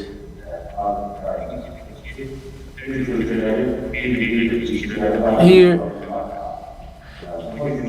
we should be able to have better relationships. We should have better R&D means and opportunities. So we should be able to create such examples of collaborations. That will conclude my part. Thank you very much. Mr. Aziz Ali Beyli, thank you. As international National Research Center, we learn a lot of inputs from Azerbaijan, and we try to avail of them in our publication. So thank you to Azerbaijan for such sharings. 2022 and 2023 have been the years where we received happy developments from Azerbaijan. So this marks the end of this session, but if we have questions and contributions, you are more than welcome. Our chairman wrote this question for Professor Dr. Aynur Nagayeva. I read the question and then I will give the floor to the audience. Dear Professor Dr. Aynur Nagayeva, the future of Turkic states, is it in the Atlantic or is it in the rising Asian civilization and Asian unity with regards Doğu Perinçek? Thank you very much, Mr. Chairman. If I have to give one single answer, yes, it should be searched in Asia. Of course, there are there are participants here, people who may oppose to that. But as you know, the Turkic states have a sea connection only through Russia. That's why the relationship with Russia is critical. But how can we achieve it? We can achieve it through the defense unity of the Turkic world. For example, Europe is now manufacturing aircraft, right, together, and Turkic states can also jointly create craft or devices because the countries face embargoes. So defense-wise, we can produce many things as the military power, economic power, and energy are all in parallel. You may have something, but if you cannot operate it energy-wise, then you cannot progress. That's why the rise of Asia is important, in my opinion, vis-a-vis the Western world. Not vis-a-vis the Western world, maybe. I mean, but speaking of the agenda, Turkey doesn't have any intention of fighting with anyone, or the Turkic worlds do not have that intention, but we have the duty to protect ourselves. So I think we should rack our brains about what we can achieve on these points. Thank you very much.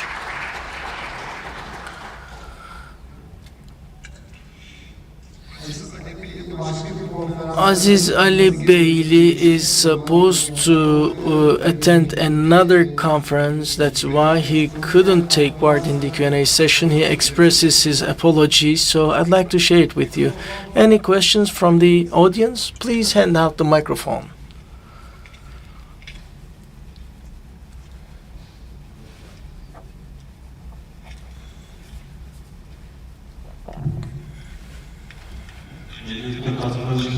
First of all, thank you very much for your contributions. This is a question for Professor Aynur. Of course, these projects are all interesting.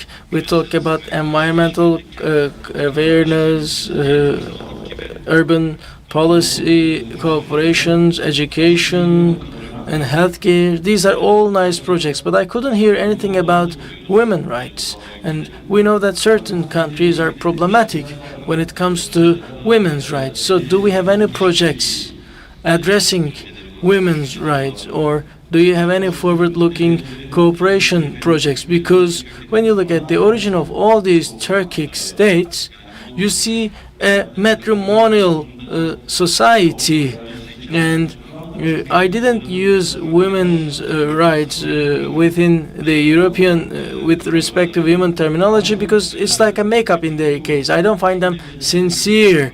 But when we look at the origin of Turkic states, we see matrimonial societies. That's why I think we must pay attention to this dimension. If you don't have any project there, do you have any considerations about it personally? Thank you. Well, thank you. My apologies. Aziz Ali Bey has been able to connect for 10 minutes. Mr. Chairman has a question for him. He will have to leave then. Can we kindly ask this question first? The connection is re-established. Can you hear us, Professor? Okay. Thank you for coming back. Mr. Chairman, Doğu Perinçek has a question for you, and I'd like to read it out. Dear Aziz Ali Beyli, Azerbaijan and Iran friendship, on what foundations should it be based? Respectfully, Doğu Perinçek. Thank you very much, Mr. Chairman. Azerbaijan-Iran friendship, as you know, is based on certain principles. Our cultural proximity is based on our togetherness in history as well as certain identity aspects. When you look at the last 1000 years of Iran's history, actually this is the history of Azerbaijan. So here we can present different information to himself. Azerbaijan and Iran get different from each other due to Selçuklu, Safavids, and other Azerbaijan kinships. So they have been detached from our historical context. That's why actually as we look for a proximity between Azerbaijan and Iran, it is not possible to look at it from one perspective. So here, why do we look at the issues from that perspective? Because the Shia state policy and the Azerbaijan's approach are not the same with each other. That's why it led to many issues. And in Karabakh issue, Iran's attitude led to other problems between the two states. So recently, the economic cooperation between Iran and Azerbaijan, including Turkey, is a fact. It is now defined within a certain framework.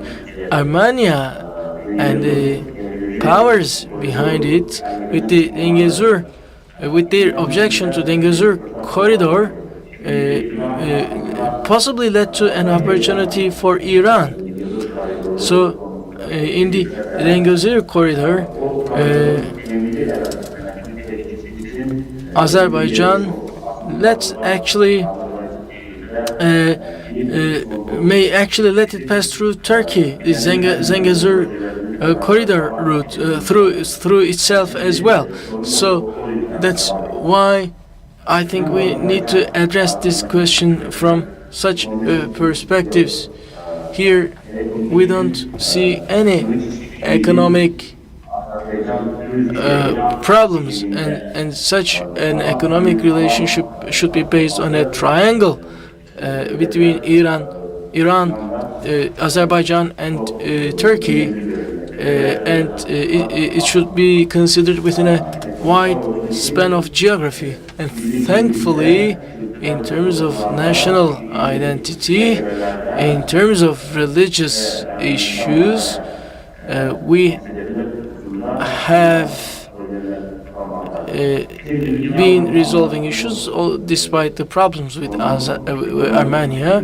So here we have an understanding about economic cooperation. We can see the emergence of other developments in the future. So that's why economy should be the starting premise. Azerbaijan means a huge opportunity for Iran, which is isolated from the world, and Azerbaijan will contribute to this process accordingly. That's why on the social state side we see efforts, but religious, cultural, but other issues are not progressed that much.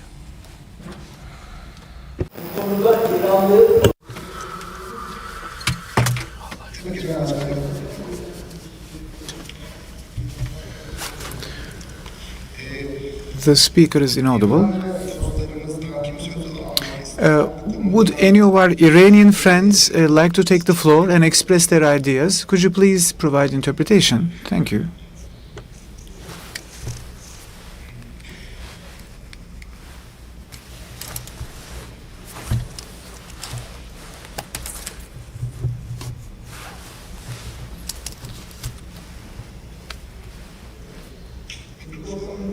The microphone, please. The mic is there. Okay.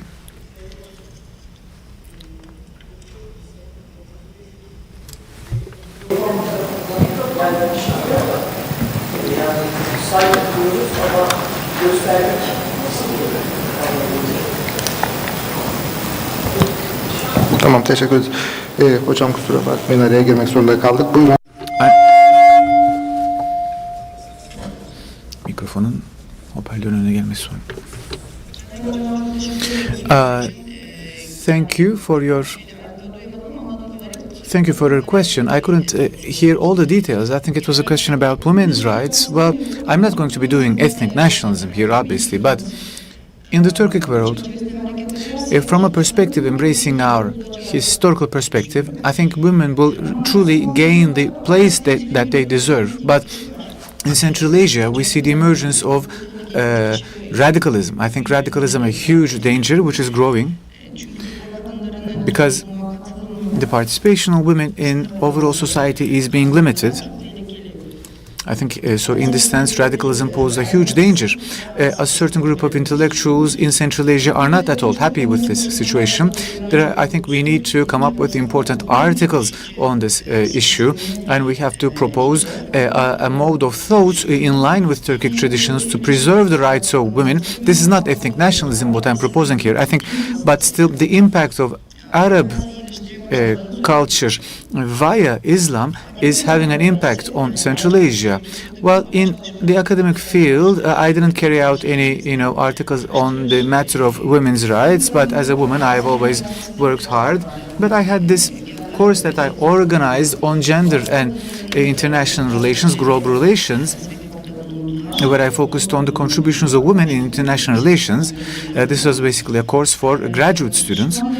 Well, as I've said, at the moment I don't have a project focusing on women's rights, but I collaborated with an academic who focused on the position of women in Arab countries, and I focused on the position of women in Turkish countries. But I think this is a very important field. Many thanks for such an important question, and many thanks for underscoring the importance of focusing on this issue. So the issues that I've indicated in my speech, and especially in the context of radicalism, we see this tendency of excluding women from society, isolating women. And in this context, I think radicalism is very dangerous. And in Central Asia, so this is a hotly debated topic, especially in Kazakhstan, Kyrgyzstan. I think this is something so this radicalism began with the Syrian question and had a negative impact on women's rights. And I think a certain intellectual group of people are not at all happy with this, and we shall continue to express our opinions. Well, in the Turkish culture, women have always played a very important role. And in the face of this mounting radicalism influenced by this Arab impact, I think we really have to, stand strong. We have to, overcome this negative influence. Our distinguished Admiral, Mr. Cihan, will be asking a question.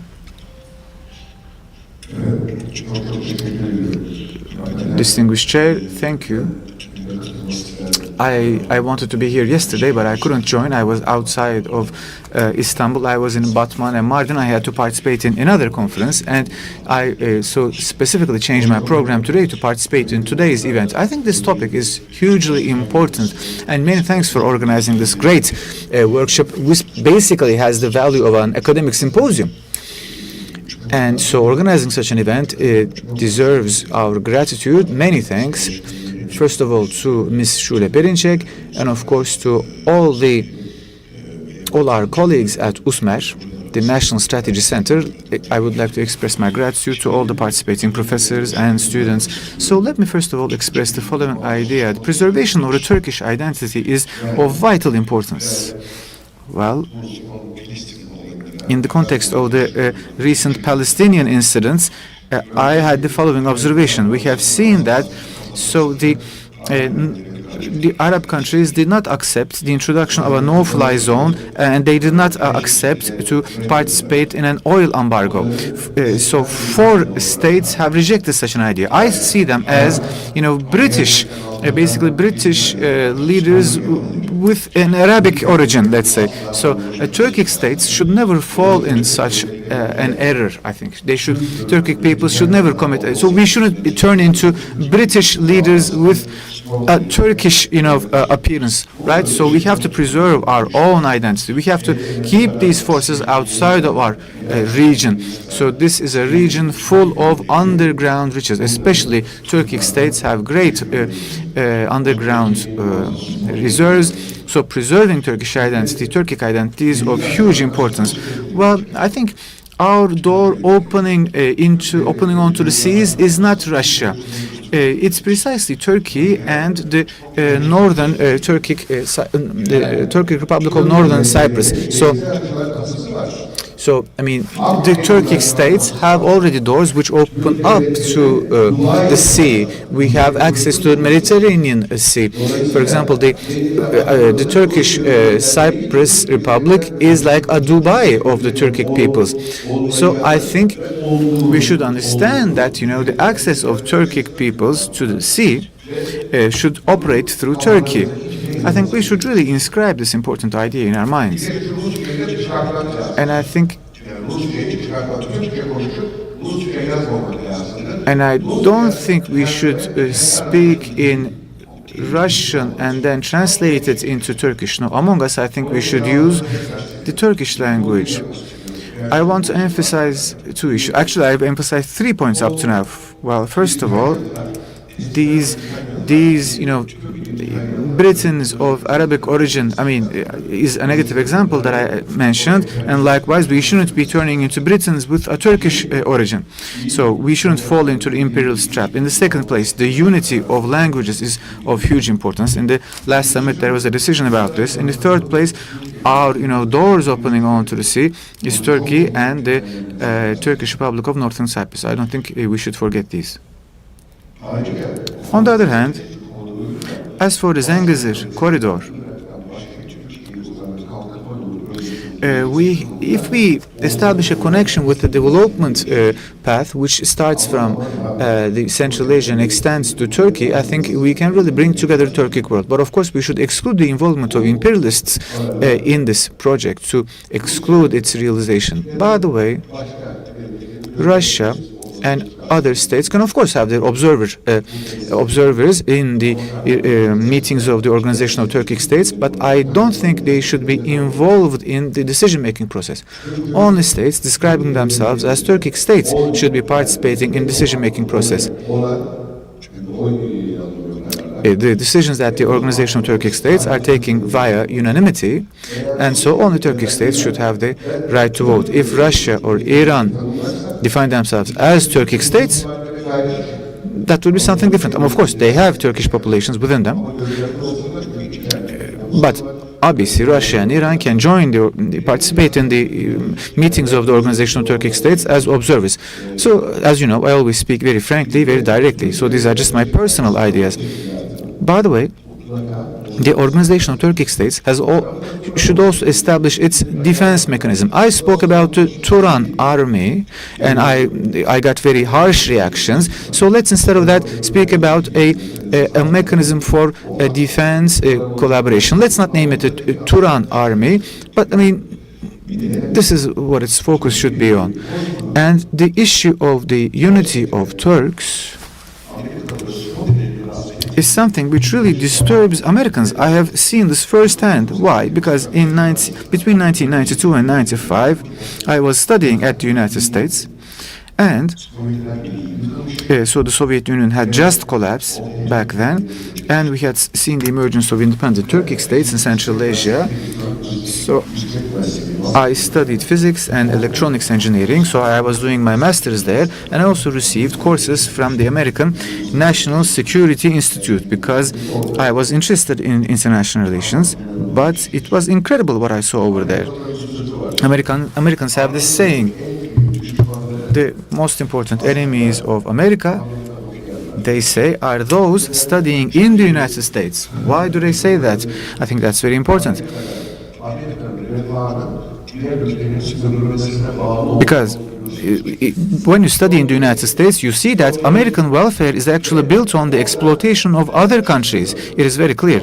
And that's what I saw in the United States. American diplomats and American military attaches go through these training programs, I observed those activities. They said that, for example, you shouldn't be using the concept of Turkic republics.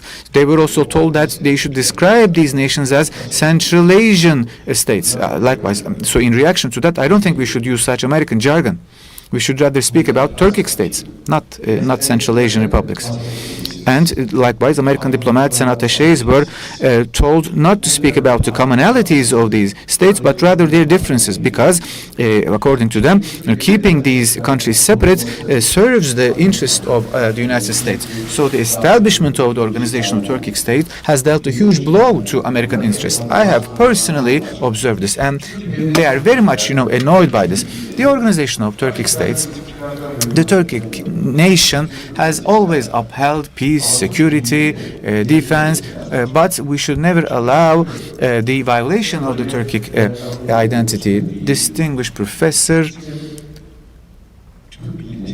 has already underlined this idea. For example, in Turkic nations, women have always played a very important role. They have led armies. So they have, for example, they have represented the Sultan in his absence. For this is the kind of approach that we have always embraced. We shouldn't become Arabified, or we shouldn't turn into, other nations. We should preserve our identity.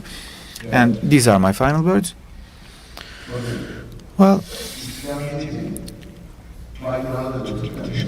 Turks, of course, carried the flag of Islam over the centuries. In this, if you deduce Turks from history, what will be the result? There is a Russian verb also utilized by the English. They say if you exclude Turks from history, there will be no history to speak about. It is a very important observation. So I think all the nations across these three continents, so in Asia, in Europe, in Africa, almost so Turks have played a very important role in the history of almost all nations, so we have always been a part of their history, and the same goes for the Islamic geography. But until 30 years ago in Turkey, we never used the name Muhammad. We never gave it to our children. So we wouldn't give the name of the prophet to the name of a child. Why we didn't do that? Why? Because you might name a child Muhammad, but then if you want to, if you are angry at that child and if you shout at the child who is named Muhammad, this would be disrespect towards the name of Muhammad. So instead of Muhammad, for example, we use the name Mehmet. Likewise, we have Mehmet the Conqueror in Ottoman history. So I don't think we should Arabify our values. We should preserve our values. So instead of Muhammad, we should use the concept, the name of Mehmet, I think. So by embracing our Turkish identity, we are establishing a new force. But of course, we will always join forces with all the states who want to be our friends, and such states can always participate in the organization as observer members. Thank you very much. Sayın Yayca katkıları için çok teşekkür ediyorum. Many thanks, Distinguished Admiral, for your great contributions. I am of course, the editor-in-chief of the Theory Journal. Distinguished Admiral has made a very important contribution to our December issue, so the issue will be featuring a great article by him. Distinguished Admiral, I accept everything that you have shared, but of course there are certain realities we should keep in mind. You have indicated that the connection between the sea and Turkic states should go through Turkey. Of course, you're right, but there are also certain geographic realities that we have to take into account, and I think we should focus on the realities on the field. At least for the moment, this doesn't seem to be very, practically applicable, especially when it comes to energy corridors. We shouldn't inspire fear in anyone, but still we should be courageous. And if we don't do this, I think our efforts will be disrupted, because there are very huge, forces in the region, as I've said. As for Russian,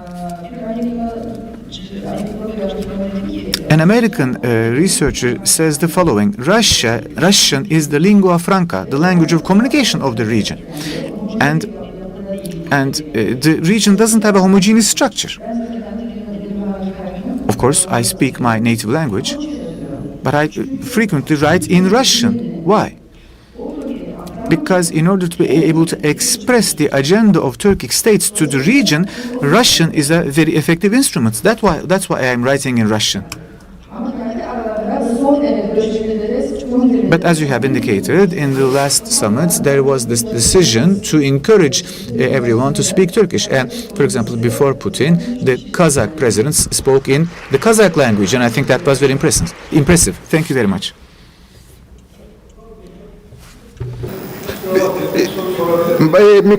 Çeviride yapıldığı için mikrofonla lütfen tutun. Yayında çünkü yansımıyor yoksa. İsmim Resul. My name is Resul Yalukoğlu. I'm a part of the Çekmeköy Vatan Party branch. You have said that you are writing articles in Russian.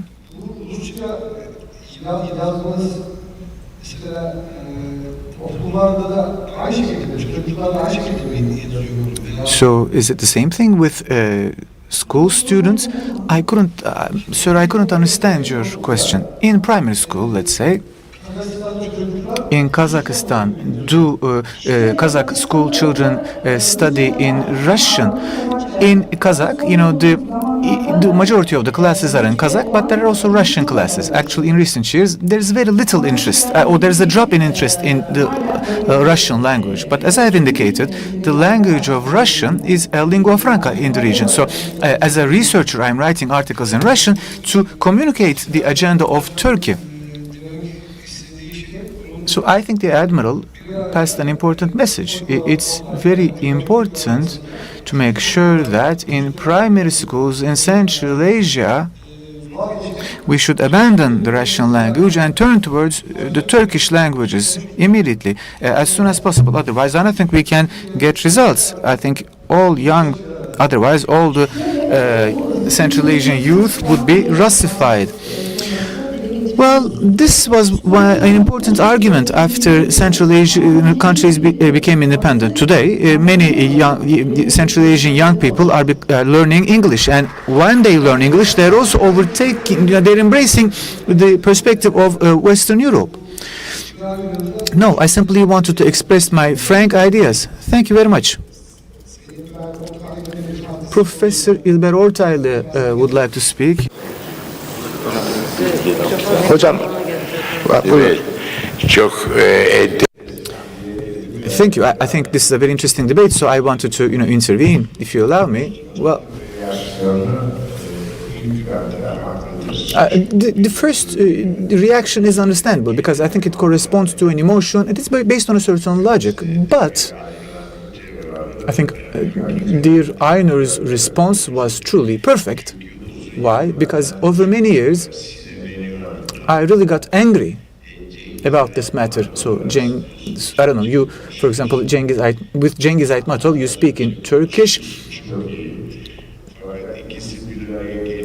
But when different Central Asian intellectuals get together, sometimes they start speaking in Russian. So two important Central Asian Turkish writers get together and speak in Russian. And some, really take it to an extreme level.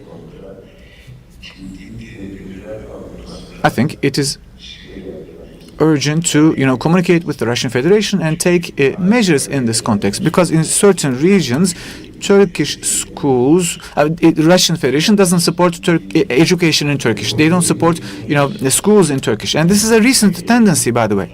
Unfortunately, this is a recent tendency that we observe in the Russian Federation. And beyond that, I think that, people living across the Soviet geography should embrace Russian language, should embrace Russian culture, as we see in the Kazakh case.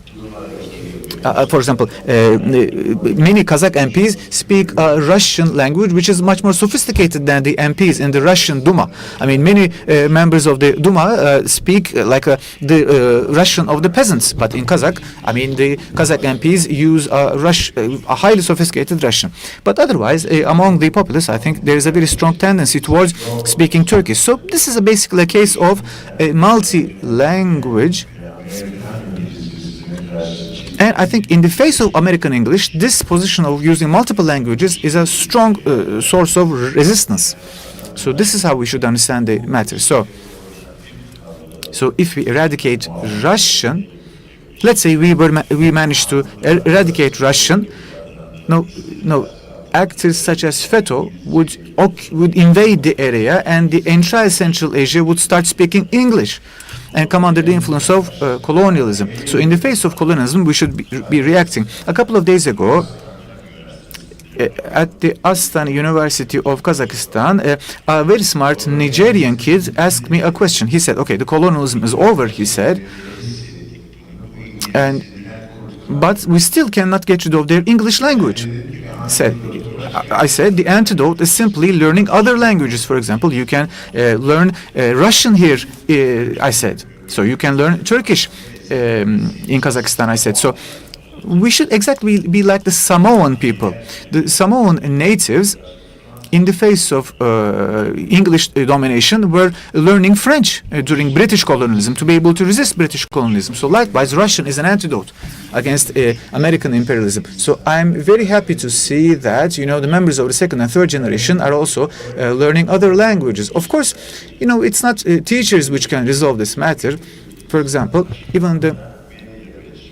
I think the worst people in Turkey are now the members of the media. Why do I say this? Because our speakers, our presenters are using a very bad form of Turkish. Oktay Sinanoğlu has said that this bad Turkish is produced from a single center, manipulated from a single center. I think there is no doubt that he is much more intelligent than me. We see many Turks speaking Turkish as if it was American English. They eliminate many vocals. And in this sense, they are basically destroying the Turkish language. This is something which is almost encouraged consciously. So we see the expansion of this tendency. This is horrible. And then we see that some people come up and make arguments against the reform, the alphabet reform created by Kemal Atatürk. So if we hadn't transitioned to Latin alphabet, I think we would all be speaking Turkish as if it was American, because you cannot really write Turkish with the Arabic alphabet, which only has a couple of vowels.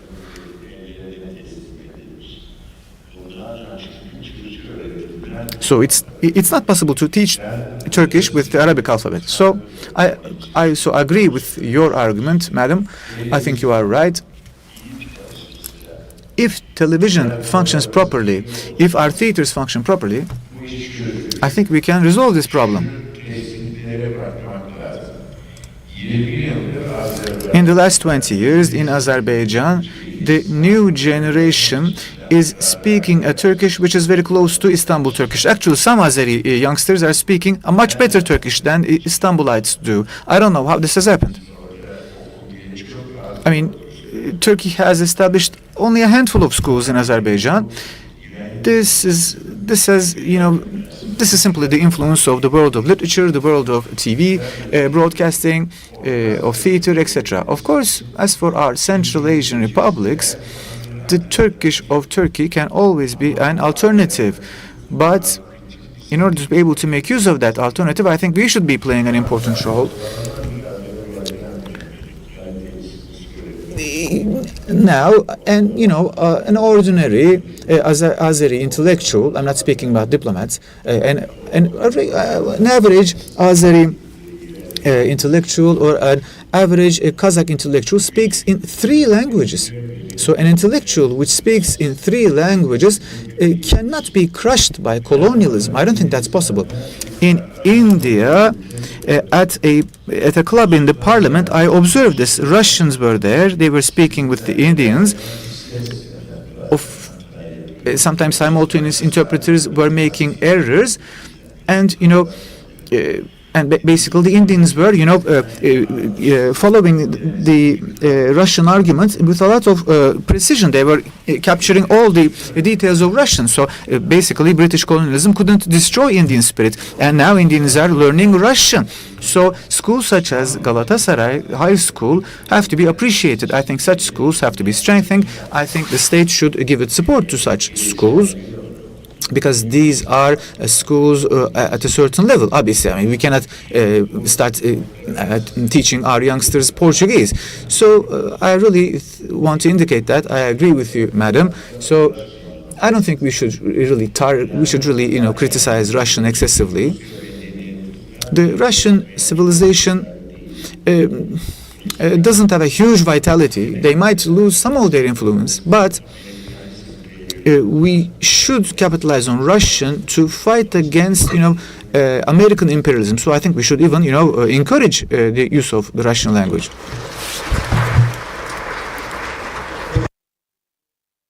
Professor, thank you for your contribution. I think we will also be listening to a speech by Professor İlber Ortaylı further down. I also would like to express my ideas very briefly in this context in Central Asia. So as Professor Abdülkadir Gül indicated, we need, double diplomas in Central Asia, because in Central Asia, students are considering Russian as a means of, as a window on the world.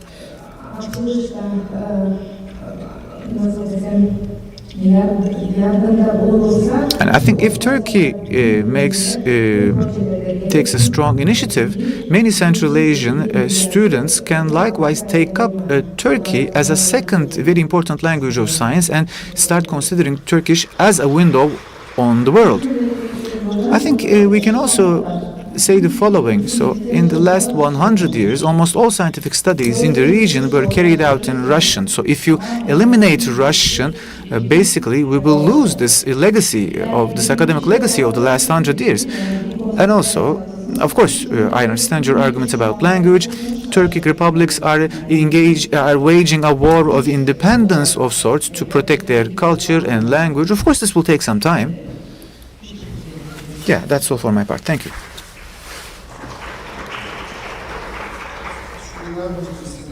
I think Ms. Perinçek would like to take the floor. Thank you, distinguished chair. I think I want to make two suggestions concerning the issue of language. We are working. I think we should join forces to make sure that the United Nations accepts Turkish as one of its official languages. We have to wage that political struggle. So in our region, it's a widely used language. Of course, between different Turkic languages, we see a difference in terms of vocabulary, but after Spanish, I think it's the most widely used language in the world. So it has to, we have to wage a struggle to make sure that UN accepts Turkish as one of its official languages. In the fields of arts, literature, and science, we have to make progress in the Turkish language. What can we do jointly to strengthen Turkish in all of these fields in the future? So this is a dream that I have for the future. I hope that we can really capitalize on our efforts, on our knowledge in this field, and go to the next level by developing different aspects of the Turkish languages. Now we should bring together all of these efforts to further enrich our language, and we should engage in a linguistic exchange. I'm not saying that Turkish should dominate the others, no, but I don't know, for example, when we have the word başkan, you have the word president, maybe we can all agree upon the word başkan, but obviously I'm not saying that Turkish should dominate the other Turkish languages, but no, we can bring together the different rich elements of all of our Turkic languages to go to the next level. I think this is our objective. So basically we can establish a common denominator, join our forces, bring together our languages in a single basket, and I think that in the future we will be reinforcing our linguistic cooperative, but also cooperation in the fields of history, arts. We don't really know about the literatures of our countries, so if I were to ask a question to my dear colleagues here, how many of you have read a novel in Uzbek? I'm sure that you all know all different elements of ancient Greece. I'm sure you all know the names of the ancient Greek pantheon. I mean, we are in the know about all the details of ancient Greek history, or we tend to start state theory from Machiavelli, but we don't know that much about the Turkic geography on whose legacy we are basing our efforts. So I think in this field we have to reinforce our cultural, historical, and artistic interaction. Once we do that, I think we will be making a lot of progress, and this workshop precisely tries to make a contribution to this. And to our distinguished admiral, I want to express my gratitude because he gave us a task of organizing a new workshop. ve coğrafya Turkey and our geography need to meet with Arabs, Russia, Azerbaijan, Iran. Can we achieve success without them, Mr. Commander? We will beat Arabs, we will beat Russians, we will just dismiss them. No, I mean there is this Atlantic front and our front, and that is the case within our side as well. What is our distinctive sign? We look for our independence. We want to resolve our economic issues. We have just another neighbor next to me. They may think differently in many areas, but we have Iran. We will acquire oil from them. We are poor in terms of oil. We are poor in terms of energy. So, and then we will transfer our intellectual property or other properties to them, our commodities to them. That's how our republic was established. A group of business people came from Russia a while ago. What they shared made sense to me a lot. In the newly established republic, the Soviet Unions make huge contributions with the inauguration of factories and such, but it is not, of course, free of charge. It is in the form of credits to enhance industrial development in Turkey. And how do we pay? As the country has come out of not even one, 4 wars, the Balkan Wars, the Tripoli War, First World War, and the War of National Independence. So how does it pay the loan? By the commodities, and the MPs rebel at Duma saying we are all oranges, full of oranges, and we paid our dues through oranges. That's how solidarity will take place in our geography, through neighborly solidarity. That's why UZMER deems it a duty to hold another workshop soon, and I would like to thank the commander for sending a beacon of light. UZMER extracted new duties from this argument. That is the output. There are requests for taking the floor. Fatime This is Fatime Erçal, Vatan Parti Avcılar branch representative. First, I think this is a great workshop, and I feel happy that I was able to join the last day. My question would be about the digital identity project in the Turkic world. This topic has attracted my interest a lot. I mean, having a Turkic identity, a digital identity sounds great, but also we position ourselves in the Eurasian front. So how this Turkish digital identity pose any shortcoming to the Eurasian identity? I mean, can it be developed without having any inconvenience there?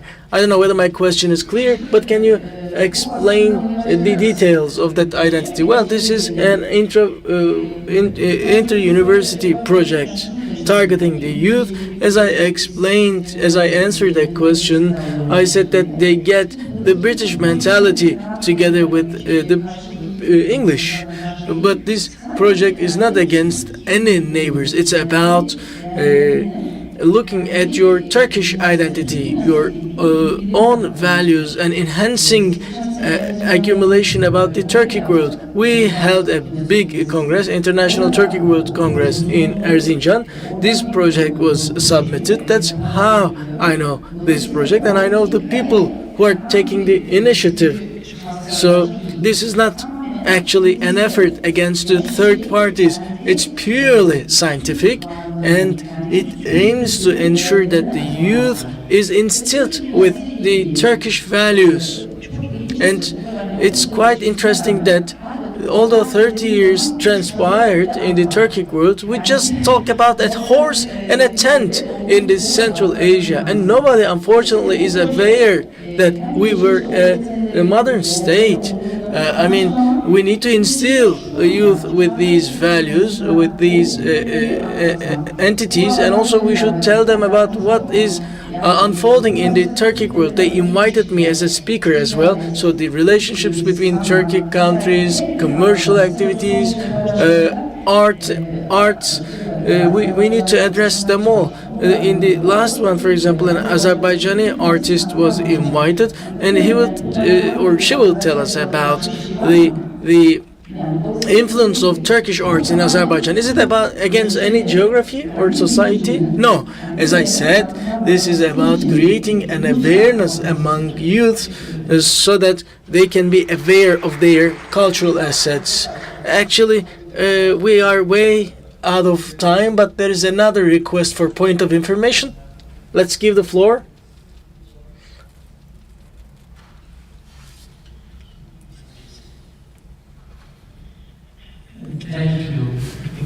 I have a very short point. I'm thinking about fundamentalism, as you mentioned about women's rights. So I think we are in front of two kinds of fundamentalism. Fundamentalism coming from as you mentioned, maybe Arabic culture, and fundamentalism coming from out and coming from Western, hegemony. And so it is not limited, I think, to just women's rights, but this kind of fundamentalism is a very vast fundamentalism that, make some limits on every values you have in Turkish countries, in Iranian countries, in Persian cultures, and so forth. So as Professor Abdul Qadir mentioned, I think some sort of fundamentalism coming from the hegemony of English language in our countries. So the very important, channel that this kind of fundamentalism to our countries is translations, it's mistranslations, lost translations, and bad translations, and selective translation from Western, language to Eastern language. So I think we should, consider this kind of fundamentalism to find a way for our own identity, language, culture, and nationality. Thank you very much.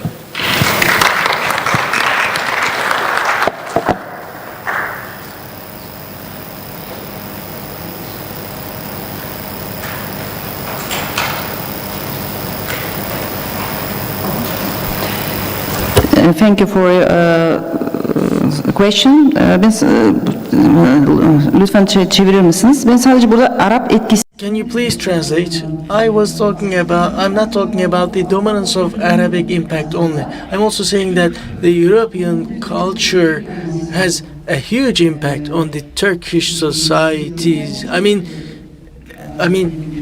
that is what I can explain within this framework, but I agree with what you have been describing. These are all critical, I think, items, and we need many more workshops to address them. Thank you. So, with these presentations and Q&A part, this marks the end of this session. I'd like to share a brief thing. We've listened to valuable presentations and discussions for the last 3 days, just like we have seen today. And yesterday, our chairman, Doğu Perinçek, joined a session, also joined by Professor Negin and others. We followed that in a very excited way. That was also the case with the first day with productive discussions, and even in short chats in the backstage. Actually, we were able to get course-like content, and we completed the 3-day workshop without any hassles and problems. There's a huge team behind who deserves a thank you. Of course, such an accomplishment is thanks to famous, meticulous, detailed approach of and leadership of Şule Perinçek. This has been a definitive factor. That's why I wanted to emphasize that dimension, and I would like to thank all the professors, our audience, and panelists, as well as our guests for their contributions.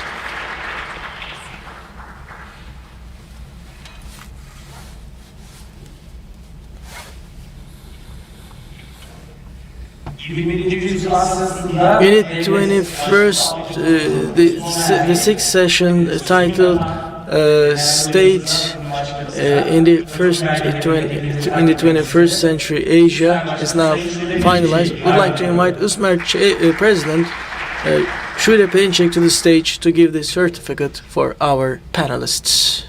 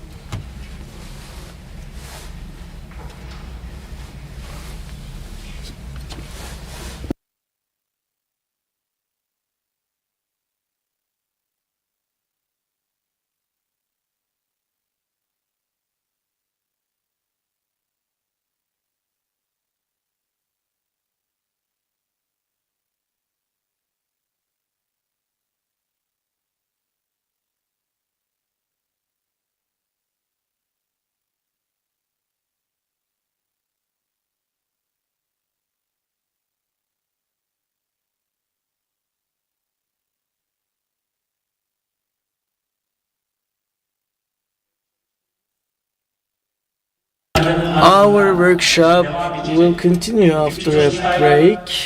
Such workshops, as far as I've seen, enjoys a high level of participation as well as interaction with constant focus. So we had slight time delays. Still, we are having a very efficient program. That's why we will refresh this part. We will have a tea coffee break, and then Professor Dr. İber Ortaylı will have a presentation, and then we are going to present the final declaration to you. Looking forward to meeting up.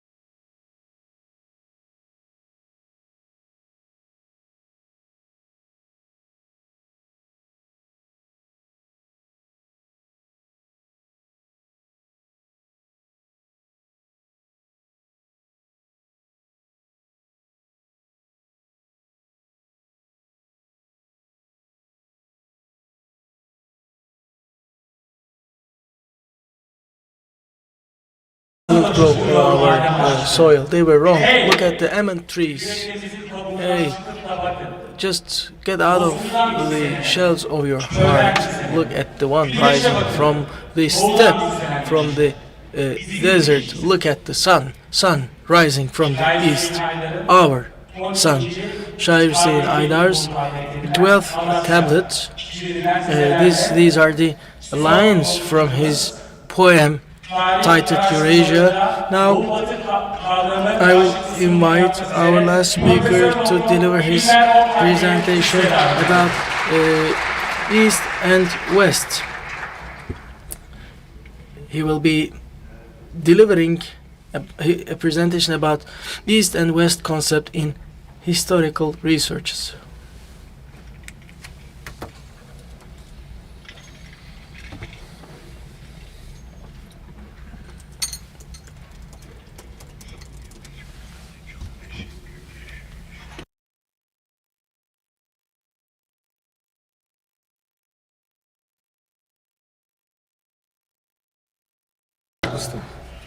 Mr. Chairman,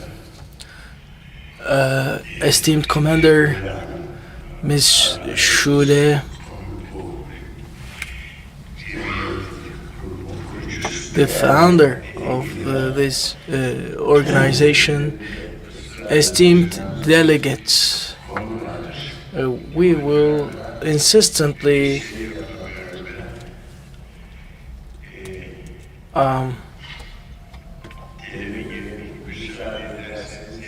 with your kind permission, I'd like to change my position, my place.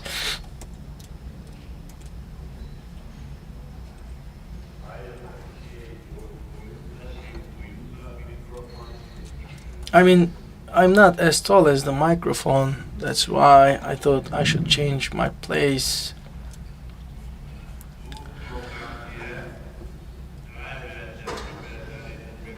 Although I was notified about this meeting in advance, I was in Astana, Almaty during the week, and due to that academic ceremony, I joined you with a delay, so that prevented me from attending, and because I joined the last minute, I was able to listen to 2 valuable presentations only.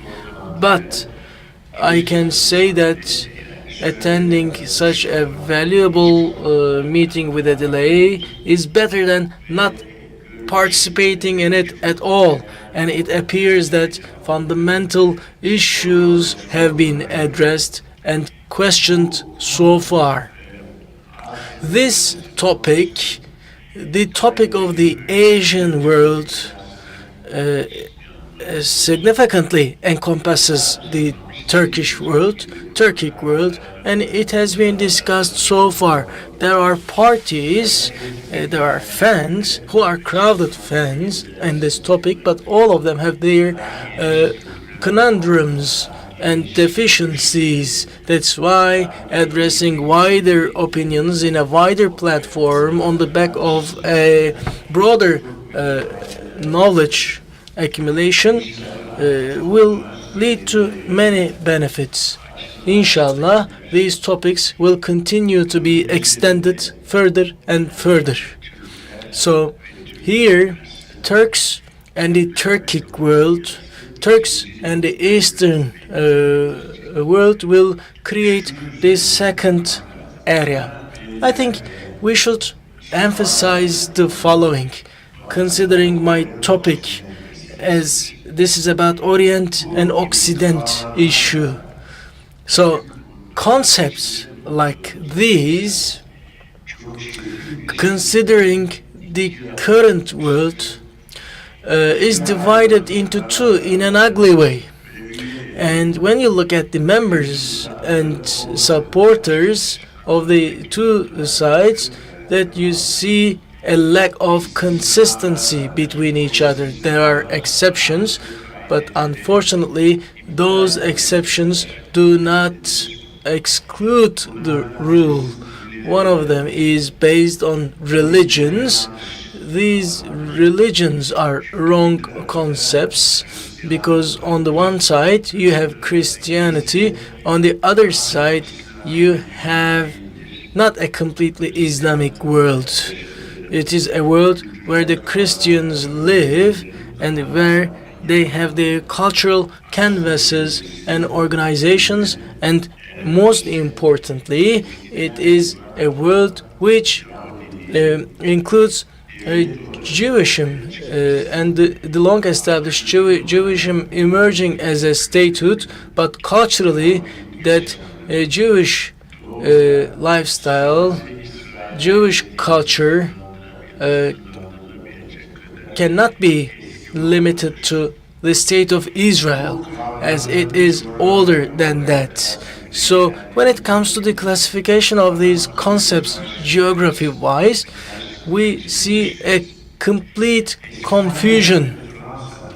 Spain and France and Italy, I mean the Western civilization, show certain countries as their founders. What is then Libya and Maghreb, just next to these countries? How far does the East get stretched? Does it contain China or not? What is understood from the concept the West? Does West include Russia or not? This is a reality. The Western civilization's fundamental problems and fundamental formations are represented by Russia's mathematics, music, and novel tradition. And although they have these professions, still there is a consistent and insistent emphasis on its Eastern nature. These are the cultural historians who are very curious about making Russia a part of Asia. Finding certain elements in it, they create an order with exaggeration to create a completely different state. In such a case, Toygun is especially busy about it. The Russians' involvement in the Western culture still their belief system or languages are not taken into consideration. There is even something more interesting.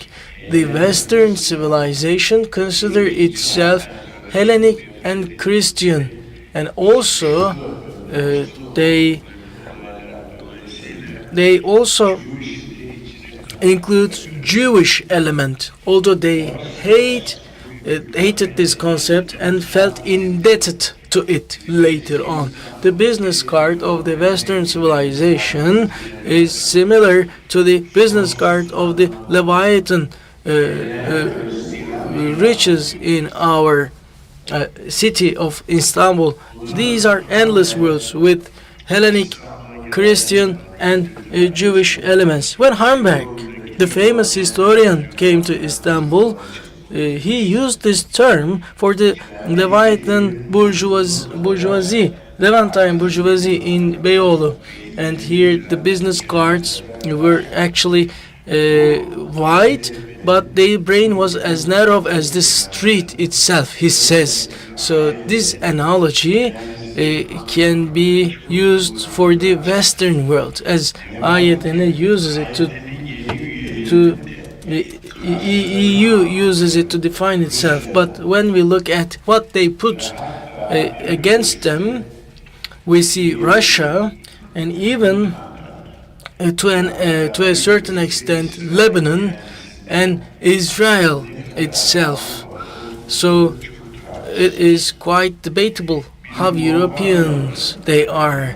Is a Moldavian more Western and Christian, or a Maronese Lebanon, a Maronite Lebanese more Western? Moldova's entry into Western, is it the same with that of a Lebanese. When it comes to Israel, the question becomes all the more stronger. When you look at the Greece's Western nature, to what extent is it compatible with what we see in the 18th century? I mean, even if Greece entered the West, can we say that is it a sore eye as much as Russia and Lebanon, which are excluded? So this is a fact. Eastern and Western worlds lead to ludicrous outcomes in terms of classification.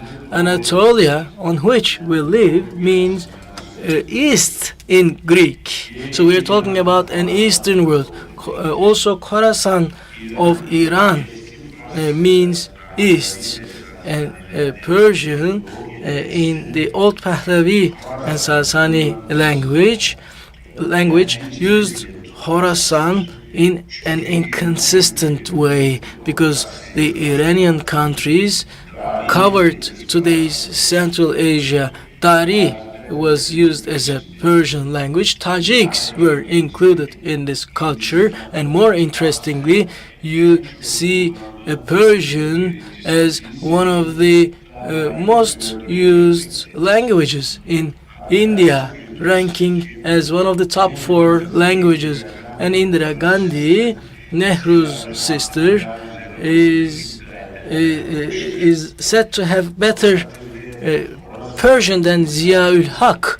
So a phrase like Khorasan actually represents East within the respect of inconsistencies in Persian language. So Eastern and Western concepts are similar.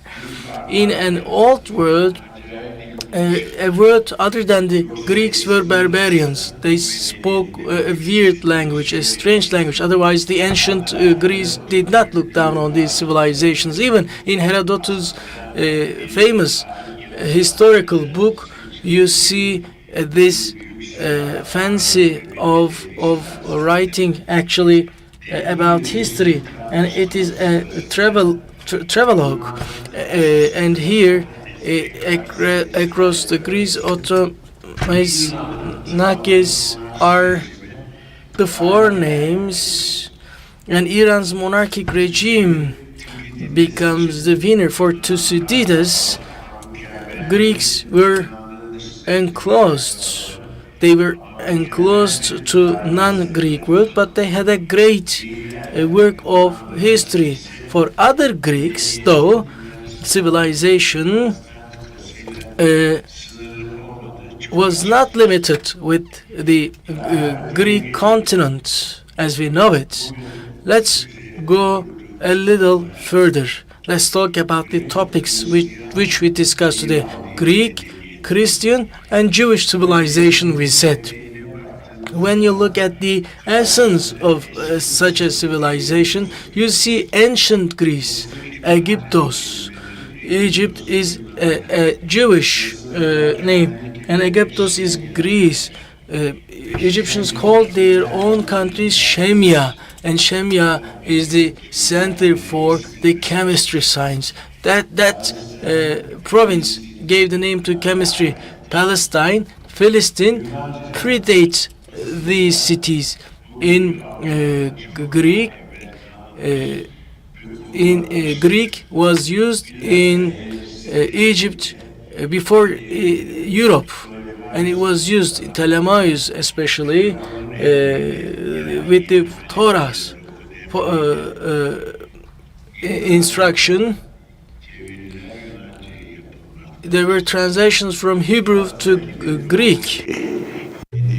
So, Oriental civilization and Occidental civilization. We can say that, for example, under the Ptolemaic dynasty, the Hebrew Bible was translated into Greek.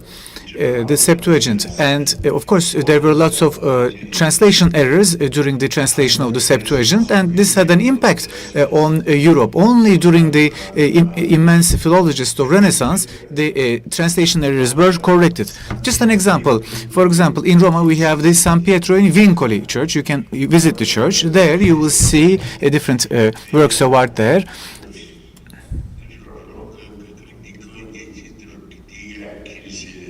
Or you might visit the other churches that exist across Rome. In one of those churches, you can see a sculpture of Moses, sculpted by Michelangelo. There, Moses is depicted with two horns. This is basically the result of a mistranslation, a translation error. So an error which has been carried out during the translation of the Bible from the Hebrew to Greek. So basically the artist was in a sense loyal to the translation of the Septuagint.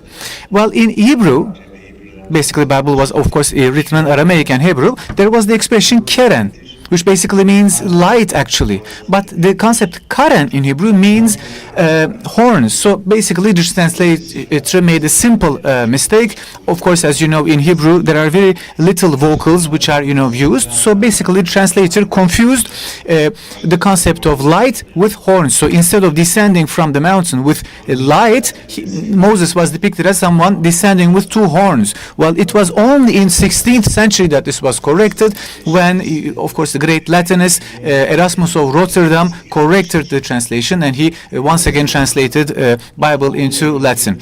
Well, Renaissance, when it was looking towards the east, actually the journey started out with the language of Greek. Until then, only a small number of people could really use Greek in a fluent manner. So the clergy, the scientists, the important intellectuals didn't really know Greek in Europe. Well, basically, Fatih Mehmet the Conqueror was basically a Renaissance intellectual in a sense, because Mehmet the Conqueror was quite fluent in Greek. Apparently he took notes in Greek, he read documents in Greek. Well, outside of Greek, we should also be thinking about Hebrew.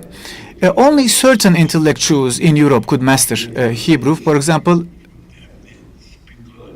Pietro Piccola della Mirandola was one example, and the German intellectual Royal are examples. So only a couple of intellectuals working on the Hebrew Bible had such a capacity. Even Luther probably didn't know Hebrew.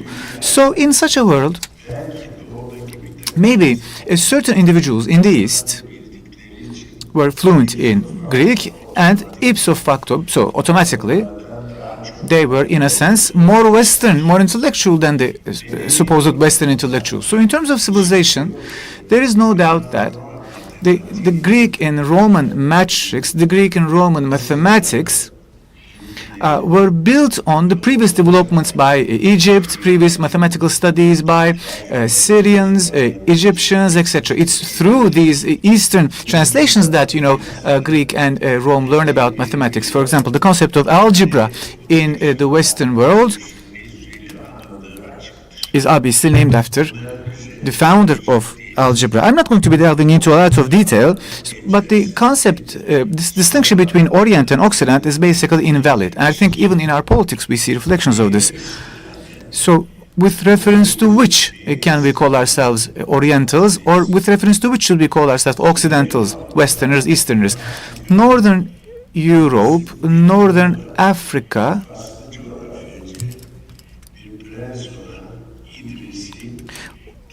so the Maghrebi Prince Idrisi basically traveled across different lands of Europe and Africa, and he wrote an important travelogue, and he dedicated to King Roger of Sicily. He named the book the famous historical atlas, and he focuses on this issue. Obviously, Idrisi was fluent in Latin, and with the Latin he knew, he could communicate with the Scandinavian peoples. So So the Norman people, basically the ancestors of today's Norwegians and Swedes, basically used the Norse language. Apparently, Idrisi couldn't speak Norse. He couldn't speak the Norse language, but since he was fluent in Scandinavian, he could speak with these people in Latin, and he shares a lot of information with us, shedding a lot of light on the history of the ancient Rus peoples. Italians have worked a lot on these books by Idrisi, and the Ukrainian Turkologist and historian Ukrainian historians and Turkologists have directly studied Idrisi's work to get a better grasp of the history of that period. These books give us a lot of information about the origin of today's Russia, and there are different debates about the origins of the ancient Rus. So what's the distinction between the Oriental and Occidental culture? So at the end of the 11th century and in the beginning of the 12th century, Qadi Ahmed al-Andalusi, basically, he was a historian from Andalus. He suggested the following theory. Many years before Vico, many years before Montesquieu, he basically spoke about the destiny of nations on the basis of geographical distinction. So he was basically, he wrote a book which can be translated as the category of nations. According to the category of nations, the tribes which built civilization were basically, first of all, the ancient Egyptians. Then they were followed by ancient Greeks. Then they were followed by ancient Persians. Then ancient Indians, Syrians, basically the Aramic speaking peoples, and of course the Arabs. So outside of these people, in a practical sense, certain tribes which were relatively distant from the concept of civilization did make certain contributions to civilization. And he named two categories, basically Chinese and the Turks. So, according to him, the Chinese and the Turks have produced novel weapons. Turks have breeded a large number of horses, which was a very important weapon in a sense back then, while the Chinese developed important inventions such as silk and also paper. So these were basically people turned towards practice. And aside from this practice, on the other poles of the world, because of very difficult geographical and climatic conditions, we only see the presence of poor people, basically people who haven't really built any sort of civilization. What does he mean by that? Northern Europe. So when he speaks about Northern Europe, this also covers Anglia, the Gaulish lands, Germanic peoples, and you also think about southern regions, starting from Ethiopia, extending to Arab lands. So all these different African nations. Well, the validity of these theories is interesting for the following reason. These people didn't have any concept of colonialism of other nations. So these people didn't think about, going and colonizing among these supposedly primitive peoples. They didn't think about, imposing slavery upon them. So they didn't have such an objective. And obviously they weren't even capable of having such an objective. So this is a this was a result of pure geographic interest. Well, of course, things have changed. The world has changed. Qadi Ahmed al-Andalusi, whose ideas we have just learned about, was followed by other intellectuals, but things start to change. Once again, Arabs lost control of Crete. Arabs even lost control of Sicily. Likewise, southern Italy changed hands. In Anatolia, the Arabic conquest was, of course, losing steam. They were replaced by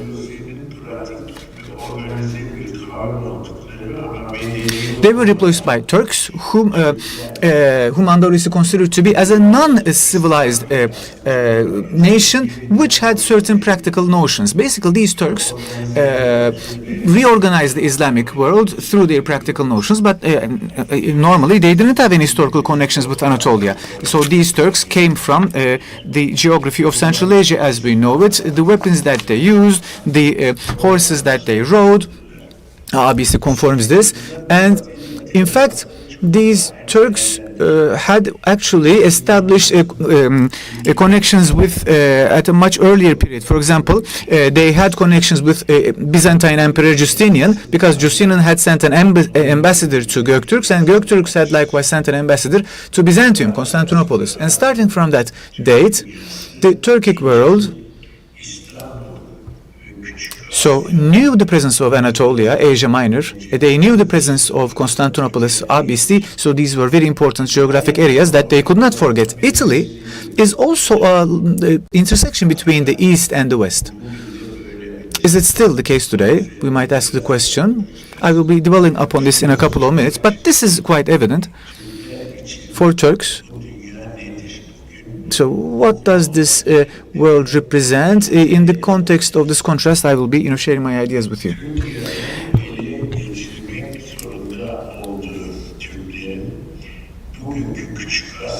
So basically, in later years, Turks won the Manzikert War and they conquered Anatolia. That war was waged by Sultan Alparslan.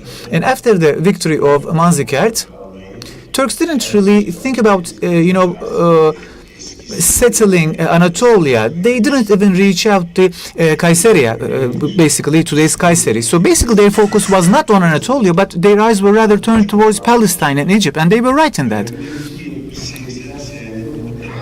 And in fact, in the following 70 or 80 years, they couldn't really conquer Anatolia. They invaded northern Syria and northern Iraq. These were the regions controlled by Turks. But basically, it was history which pushed them to occupy Western Anatolia. After the Manzikert victory, even before 200 years were passed, the Anatolian Seljuk state was established in Nicaea, Iznik. They resisted the Crusaders, and they basically fought against the Crusaders. Of course, Central Asia is very important in our history.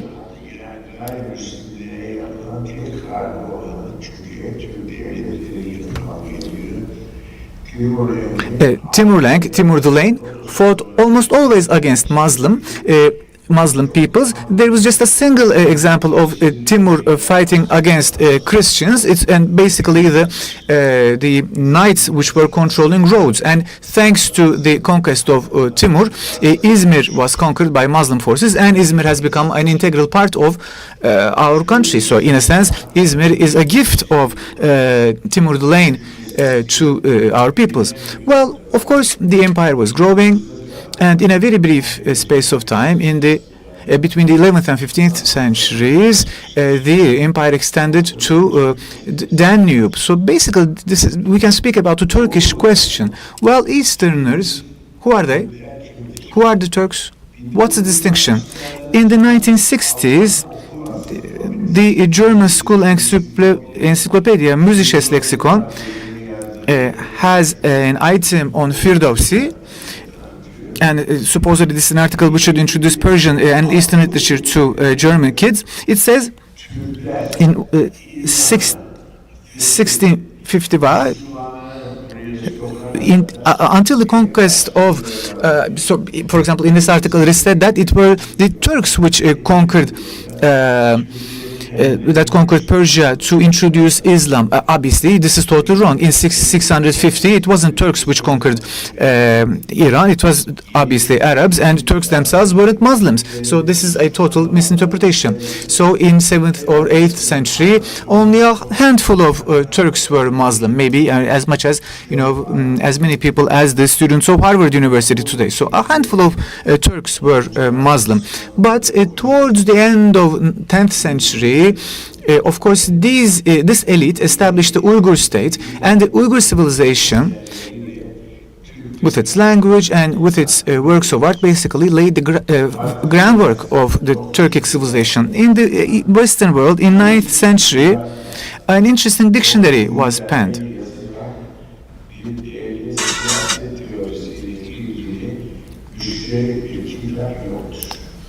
But nonetheless, back then there was no proper state theory to speak about in Western languages. There were a number of tractati in Latin, but basically ancient Greek was forgotten as a language of philosophy, and ancient Latin had to wait until the period of Petrarch. So basically, Latin was going through a sleep. But in that period, the Turkic clans started to create their own languages, own values, and the Mahmud of Kashgar penned Divan-ı Lügat-ı Türk, and other important Turkish intellectuals basically initiated a renaissance of sorts. Rediscovery of that renaissance work would take place only in 20th century Turkey. And actually this happens exclusively through coincidence. Emrullah Efendi discovered this work, or rediscovered this work. From whom did Emrullah Efendi receive this book? Of course, from the famous historian and dictionary writer Talat Pasha. Talat Pasha saw this ancient work, and he, printed this work with a lot of excitement. Well, so this is the idea that later brought about, the Turkish historical institution, the Turkish languages institution, etc.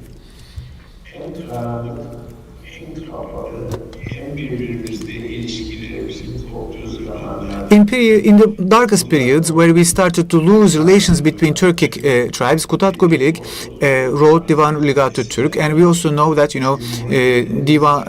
Dede Korkut's Oğuzname was written. And so all of these important literary works continued the interaction between the intellectuals of different Turkic tribes. And I think these are truly works which should be considered as almost sacred works.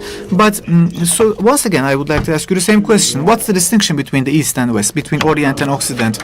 So the Turkish Empire extended to the limits of the Danube, but then 400 years later, the Turks started to go back, regress, and the lands that we lost in the beginning of 20th century were no longer parts of the Ottoman Empire, but still they are the parts of our motherland in a sense. So today's Kayseri and Erzurum, today's Erdu and Giresun provinces, today's Sinop are parts of our motherland, and likewise these lands extending towards Danube are also very important for us. So the Turks of Rumelia, the Turks of the Balkans, are also a very important cultural component of Turkishness. Our founder and our permanent president, so Mustafa Kemal Atatürk, was born in the Balkans. So what's the meaning of establishing these connections? I think this is an undeniable cultural value. So starting from the second constitutional period, people started to take a fresh look at Iran and started to take a fresh look at Asia. But that still wasn't enough. So after the Iron Curtain fell, of course, this connection between the East and Turkey was ruptured, but it also has to be indicated that once again, of course, these connections would be re-established. When these connections were re-established, maybe even more than our intellectuals, these relations were strengthened by business people and politicians. Despite everything, in the Turkey of Atatürk, we saw that a lot of inspiration was drawn from Central Asia.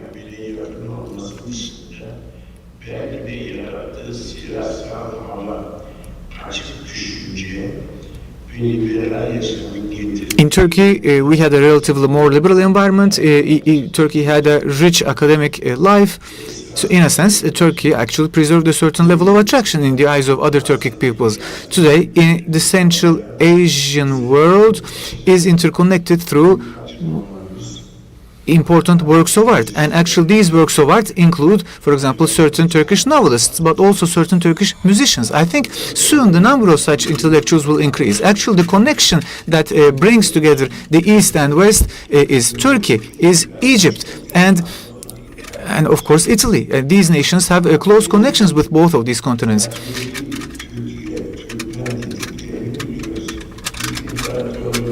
So we tended to, so the other nations called the Ottoman Empire Turkey. We kept the word Turkish only as a dictionary item, but actually Italians really, started to speak about Turkey. So it's quite interesting. In the 20th century, Italy, one of the most important political parties, maybe the most important political party,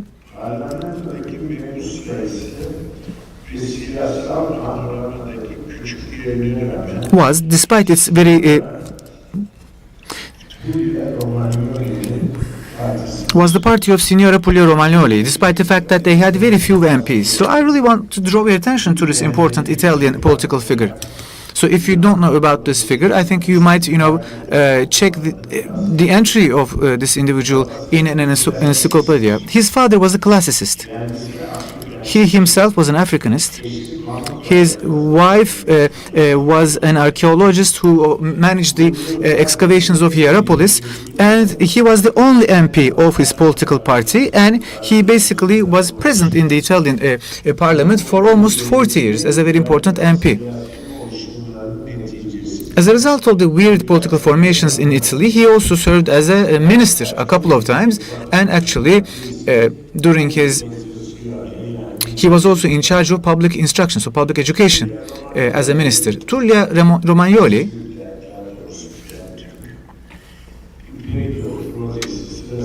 during the Silk Road project, well, we were invited by the Sultan of Oman. I had the chance to encounter this gentleman. Basically, this was a voyage which went from Venice to Oman and beyond. And on the ship, I had the chance to, get to know him. The crew was English, and the crew were basically speaking in English, and they were asking themselves the question, what's the nature of these Turks?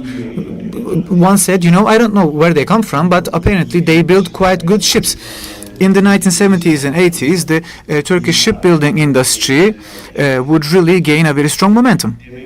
So apparently, all the developments in Turkey didn't take place in the last 20 years. So the developments after the Second World War, and in fact the creation of the Turkish Republic, or the developments after the Tanzimat reforms, cannot be shelved, cannot be eliminated, and we cannot think that Turkish development took place only in the last 20 years. So development isn't something that we can understand as a one-off changement. It's basically an evolution. And specific revolutions can only become a small part of this long-term evolution. What's really important is the structure, the underlying structure. The Turkish army, its internal administration, its army of educators, its army of doctors, its army of engineers undoubtedly have registered great successes, and actually the Turkish Republic has transformed many of these into schools. And I think the cultural component is the most important component in this context. And precisely in this point, I think New Turkey is in a sense behind the development that we see in Central Asia, in Azerbaijan. In a sense, we have to take them as examples. So can we explain these developments by Soviet Russia? No, there were also developments during the Russian Empire. Should we only think about Russia? No. The Russian Tsardom had a number of Turkish intellectuals who were active not only in Moscow and St. Petersburg. So there were Turkish people, who were studying Russian in Moscow and St. Petersburg. But some of them went to Paris, some of them went to Germany to study. For example, many Iranian and many Azerbaijani intellectuals spoke Persian, and Mirza Fethaimonov, one of the founders of Turkish theater, had really mastered all of these languages, and he played an important role in the province of the Caucasian lands, and actually he was the chief of the interpretation and translation office in Caucasia. So in a sense, he was an Azerbaijani intellectual. So of course we can extend this list. Central Asia, before Russians, had its own independent legacy, but after the invasion of Russia, it of course entered into a total different branch of evolution, and of course under Russian rule, it underwent a total different development. Well, students which come from Central Asia, apparently, it's very obvious that they don't come from, a third world country. No, they come from developed countries. I think that's very important. So the Turkic world that we're analyzing, the Russia or the other regions that we are analyzing, Iran, likewise, are not, countries which can be thought of as belonging to the third world. No. So American type simplistic political science is simply a pseudoscience. It's an artificial science.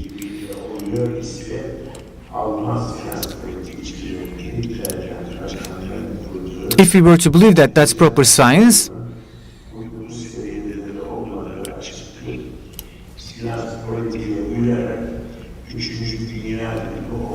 so simply we cannot accept the argument of third world states. We cannot, accept the ideas of third world state mechanisms, etc. So such ideas should not really be accepted by our academics. Well, these methods and if you really trust in these methods and if you use these arguments, you basically fail to understand the world around you.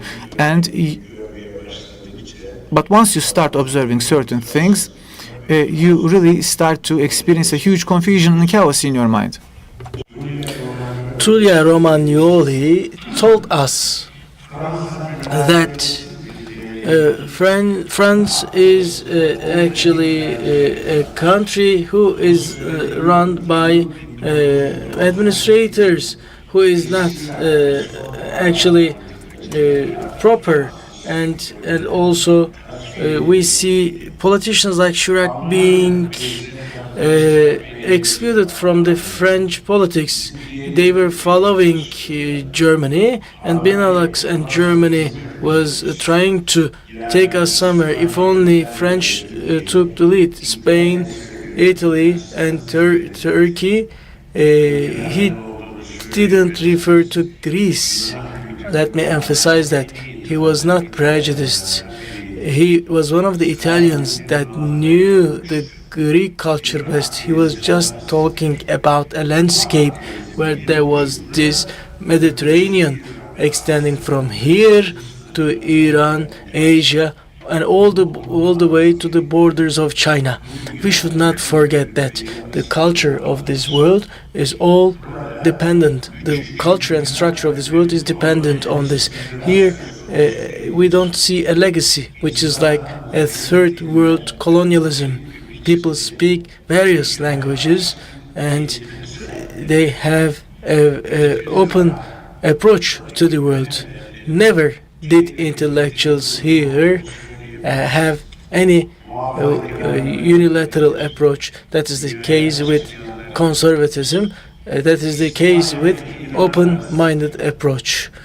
When you look at the Spain and Italy exchanges of ambassadors, there was this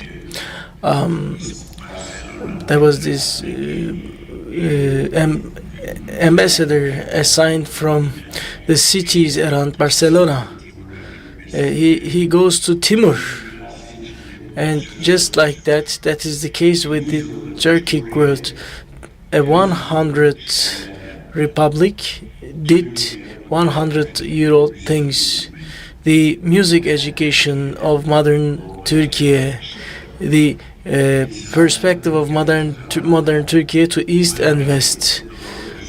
Until recently, people had difficulty finding piano instructors, and their approach to Western music, of course, benefited from the people from the Western intellectuals. We don't forget that, but also it benefited from the reservoirs of Kazakhstan and Azerbaijan musicians. So we must state that Turkish intellectuals do not know how to look at the West, and they don't know how to look at the East either. For us, the East can be learned through experience, as much as in the case with the West, but it is not enough. A visible culture research can be applicable to certain societies, but for an immanent perspective, you need to own the culture of that destination. after the collapse of the communism and Soviet system, there was heightened interest in Central Asia, and Americans immediately started Central Asian meetings. They invited guys from Turkey as well. I don't want to say anything to people who joined such meetings, but you cannot acquire Central Asia knowledge in English only. You can only get certain references.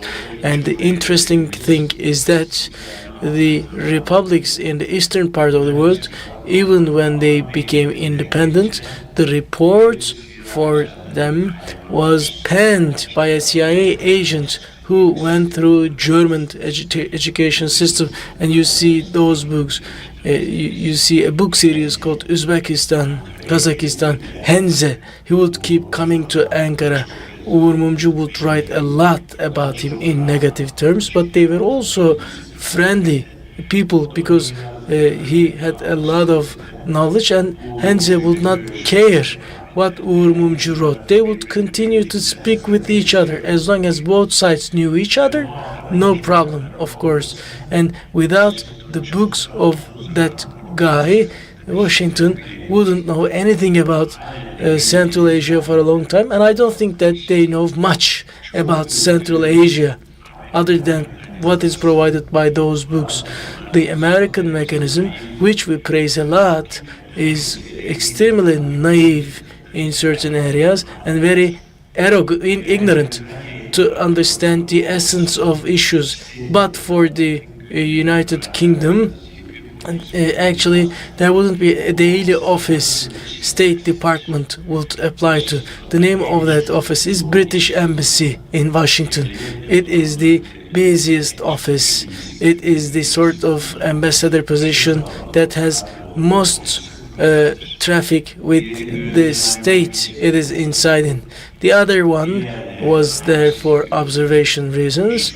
They execute the same thing, but other than a few European countries, actually you don't see any salient, any remarkable activities because the relationships proceed at a different level. The Mediterranean world is a piece of an undivided world, indivisible world, and Turkey will always have a central connection role, undoubtedly, regardless of how much you refer to Spanish in your university and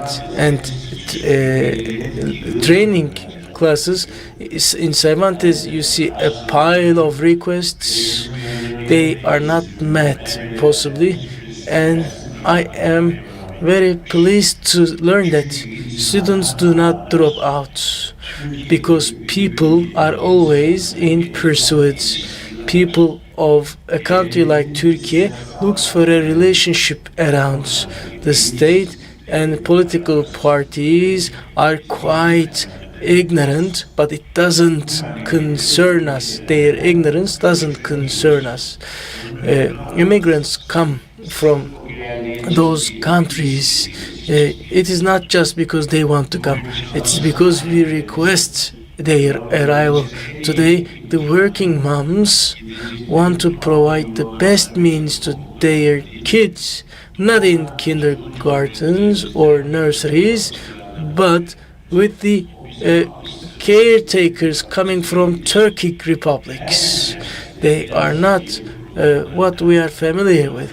In newly established universities, you see Azerbaijan and Kazakhstan mathematics and Central Asia literary experts, but we need to look for them. Our devastated husbandry activity, our problematic farming activities can only be made vibrant and recovered by people, such people. Turkey obviously doesn't have a capacity to accept any type of immigrants. And that's also the case for people, especially for people who flee with the excuse of fleeing the war. It is not enough to fill 200,000 Russians to Antalya, but you cannot object to the reality that Turkey will be a country of immigrants, and you cannot object to that. We need that, but we should be always in contact with the Turkic states. And here, immigrants will not be only husbandry or farmer people. This immigration will also involve intellectuals and qualified people. If we want to prevent our people from fleeing to the West, then we should create a significant structure of stuffing, and that is possible with people coming from those areas. Just like Fatih Sultan Mehmet enabled people to come from Samarkand area, we should continue to apply the same. I'm sure at the end of this century, the Republic of Turkey's biggest capability can be described as this. And again, I'm sure that after all these developments take place, the political mindset will develop in Turkey. In the pretext of our allocation laws, we say Ruhul Kahani Rasyalice for the fleeing immigrants. Here, rather than returning these immigrants, you should actually find a solutions. Here, actually, in a country where you don't show where you don't shy away from any sacrifices, actually, we were involved in the wars in 19th century not to give those immigrants back. So you cannot have such a realpolitik where you don't have immigrants. What we call realpolitik is about small pivots, small changes to roots. It doesn't change the essence. The essence is the unity, and here it cannot be through the edicts of political unity. It is possible with the coexistence of a population and enabling them to live together. Without further ado, I would like to finish here so that I don't continue to exploit the time allocated to me. Thank you very much for your kind invitation, and I feel very sad to have missed a very important seminar. Next time, inshallah, I will have taught up the whole program. Thank you.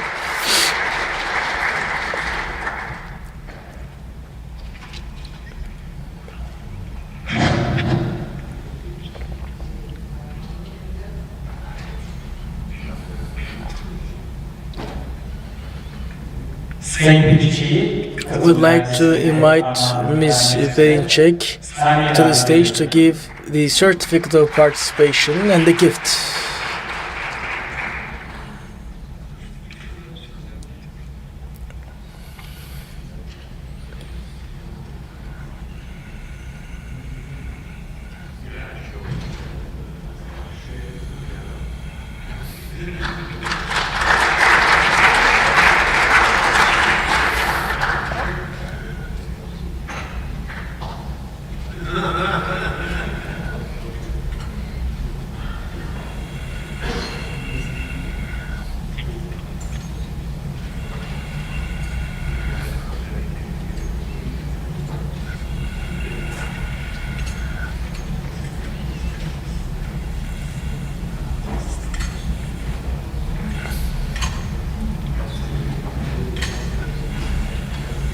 Türkiye Cumhuriyeti'nin 100. yılında Asya'da devlet bilgimini The state experience in Asia International Workshop in the 100th year of the Republic of Turkey had its third day. We'll listen to presentations from valuable scientists for 3 days. We had a very productive workshop thanks to presentations and Q&As. And as a result of this workshop, now we will read the final declaration of our international workshop. So, USMER Chair, Ms. Şule Perinçek is kindly invited to the stage.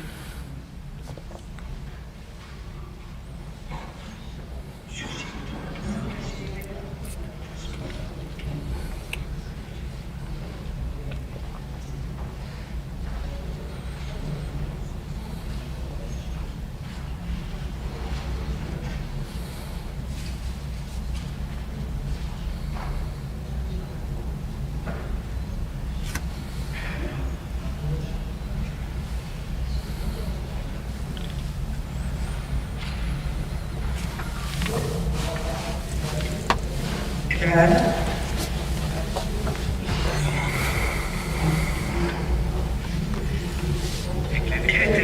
eklendi bize.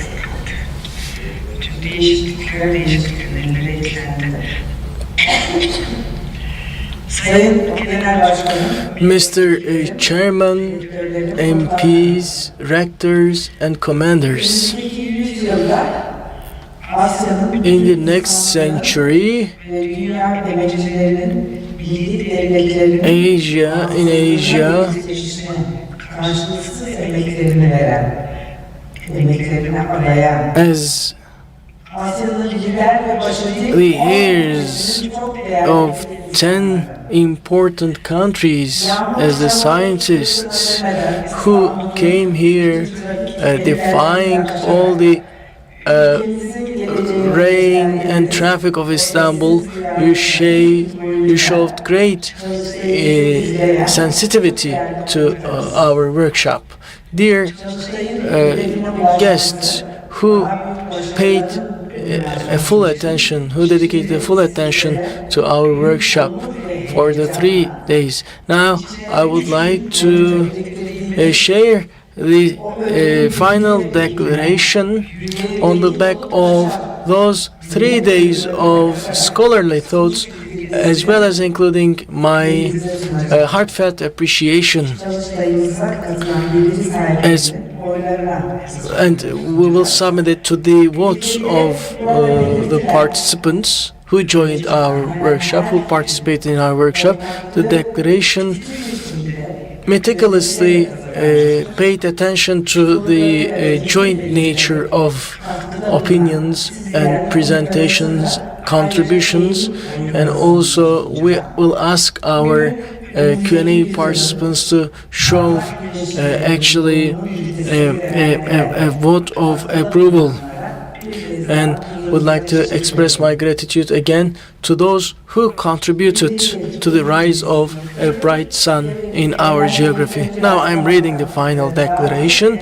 We distributed it in the morning and we revised it with the last changes and suggestions. I'm reading it now.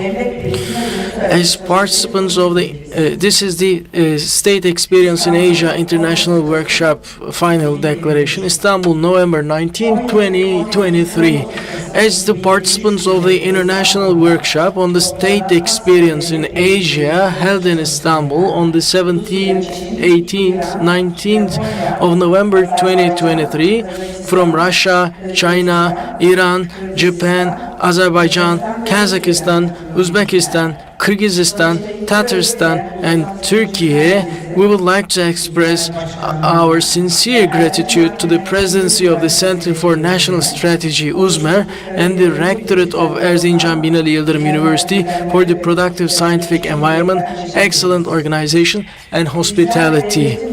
As the heirs of a civilization that has established states forming the history of the world in Asia, the birthplace of the state, we declare to all humanity our decision to work on the cultural and scientific fronts for the establishment of a new civilization rising from Asia in today's conditions as the global interest system has reached an impasse. We promise that we will never give credence to the US-based and Europe-based pseudo-scientific sophistry, and that we will always adhere to our duty to present scientific reality to humanity, and that we will open the horizons of science and philosophy further with deep theoretical studies. We are raising the flag of humanism from Istanbul, where Asia and Europe embrace each other. We will work to strengthen solidarity between our states for the common future of humanity. As the scientific laborers of Asia, we share the leading positions in the international struggle for human-centered solutions. In this great struggle for humanity, we draw strength from Asia's traditions of state organization, security along trade routes, service to the people, heroic resistance to oppression, equality, and fraternity. To that end, we will expand and deepen our joint efforts. We challenge the attempts of the global masters of imperialism to sow discord and mischief among tribes, religions, and sects by reviving the culture of the Asian empires of coexistence among peoples. We are also in a struggle with the virtues of, thanks to the virtues of Asia, against the decaying culture of imperialism that spreads selfishness, self-interest, targets honesty, disintegrates the family, destroys morality, and alienates human beings from humanity and their own genders.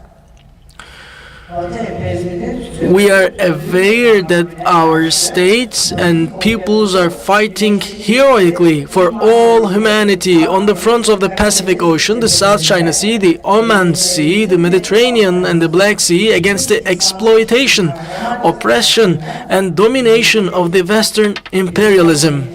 Our scientific labor and our contributions to the state theory are for their victory. In this context, we are all against imperialism and Zionism as Palestinians and Asians. We, Asians, must emphasize that the Zionist government has no roots in Asia's historical experience, and its crimes against humanity are alien to the Asian culture. We trust our states and our peoples against the attacks of the global masters to destroy our national states. We dedicate our scientific works to the great cause of Asia, of all humanity, and of the world's laborers, which defends the independence of nation states, which is humane, populist, statist, and which will bring peace on earth. We greet humanity in the 7 climates of the world with Asian feelings of loyalty, coherence, freedom, and brotherhood and sisterhood.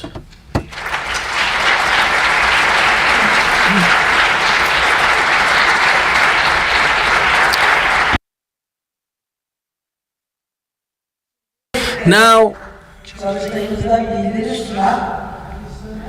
we'll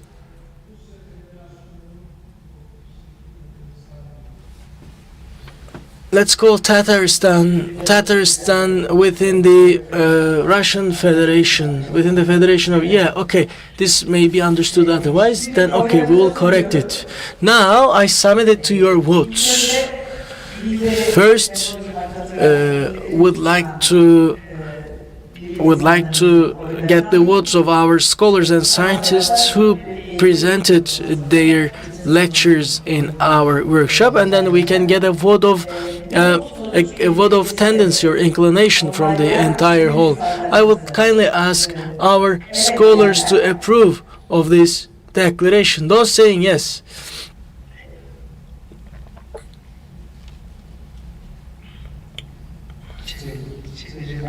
I think the translation has just reached. Those who object, those who disagree. Okay, it is accepted with unanimity. Altogether, now we would like to submit it to the voting of our audience. Without me asking, they started to raise their hands.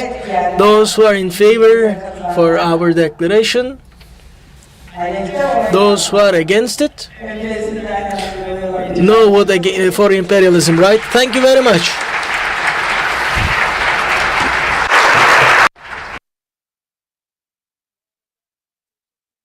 By the way, I would like to express my gratitude in writing as well to anyone who contributed to us due to our limited means.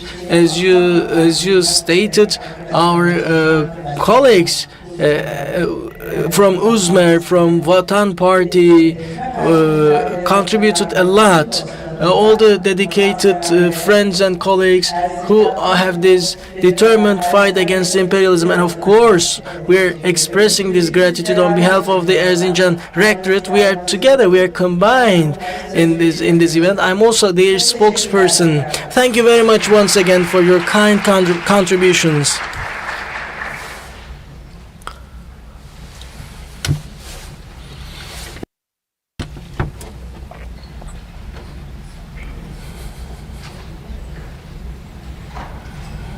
Türkiye Cumhuriyeti'nin 100. yılında Asya'da devlet eğitimi The state experience in Asia International Workshop in the 100th Republic of the 100th year of the Republic of Turkey ends here. Thank you to all our participants and guests who contributed. Looking forward to meeting in another event.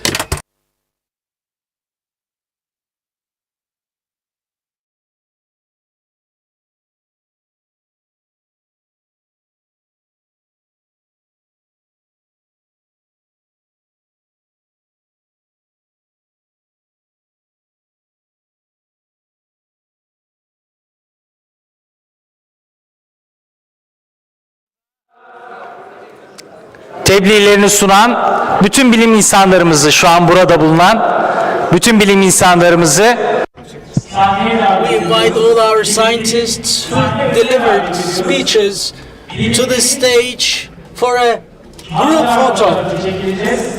We will have a family photo to commemorate the day, in the memory of the day. Thank you.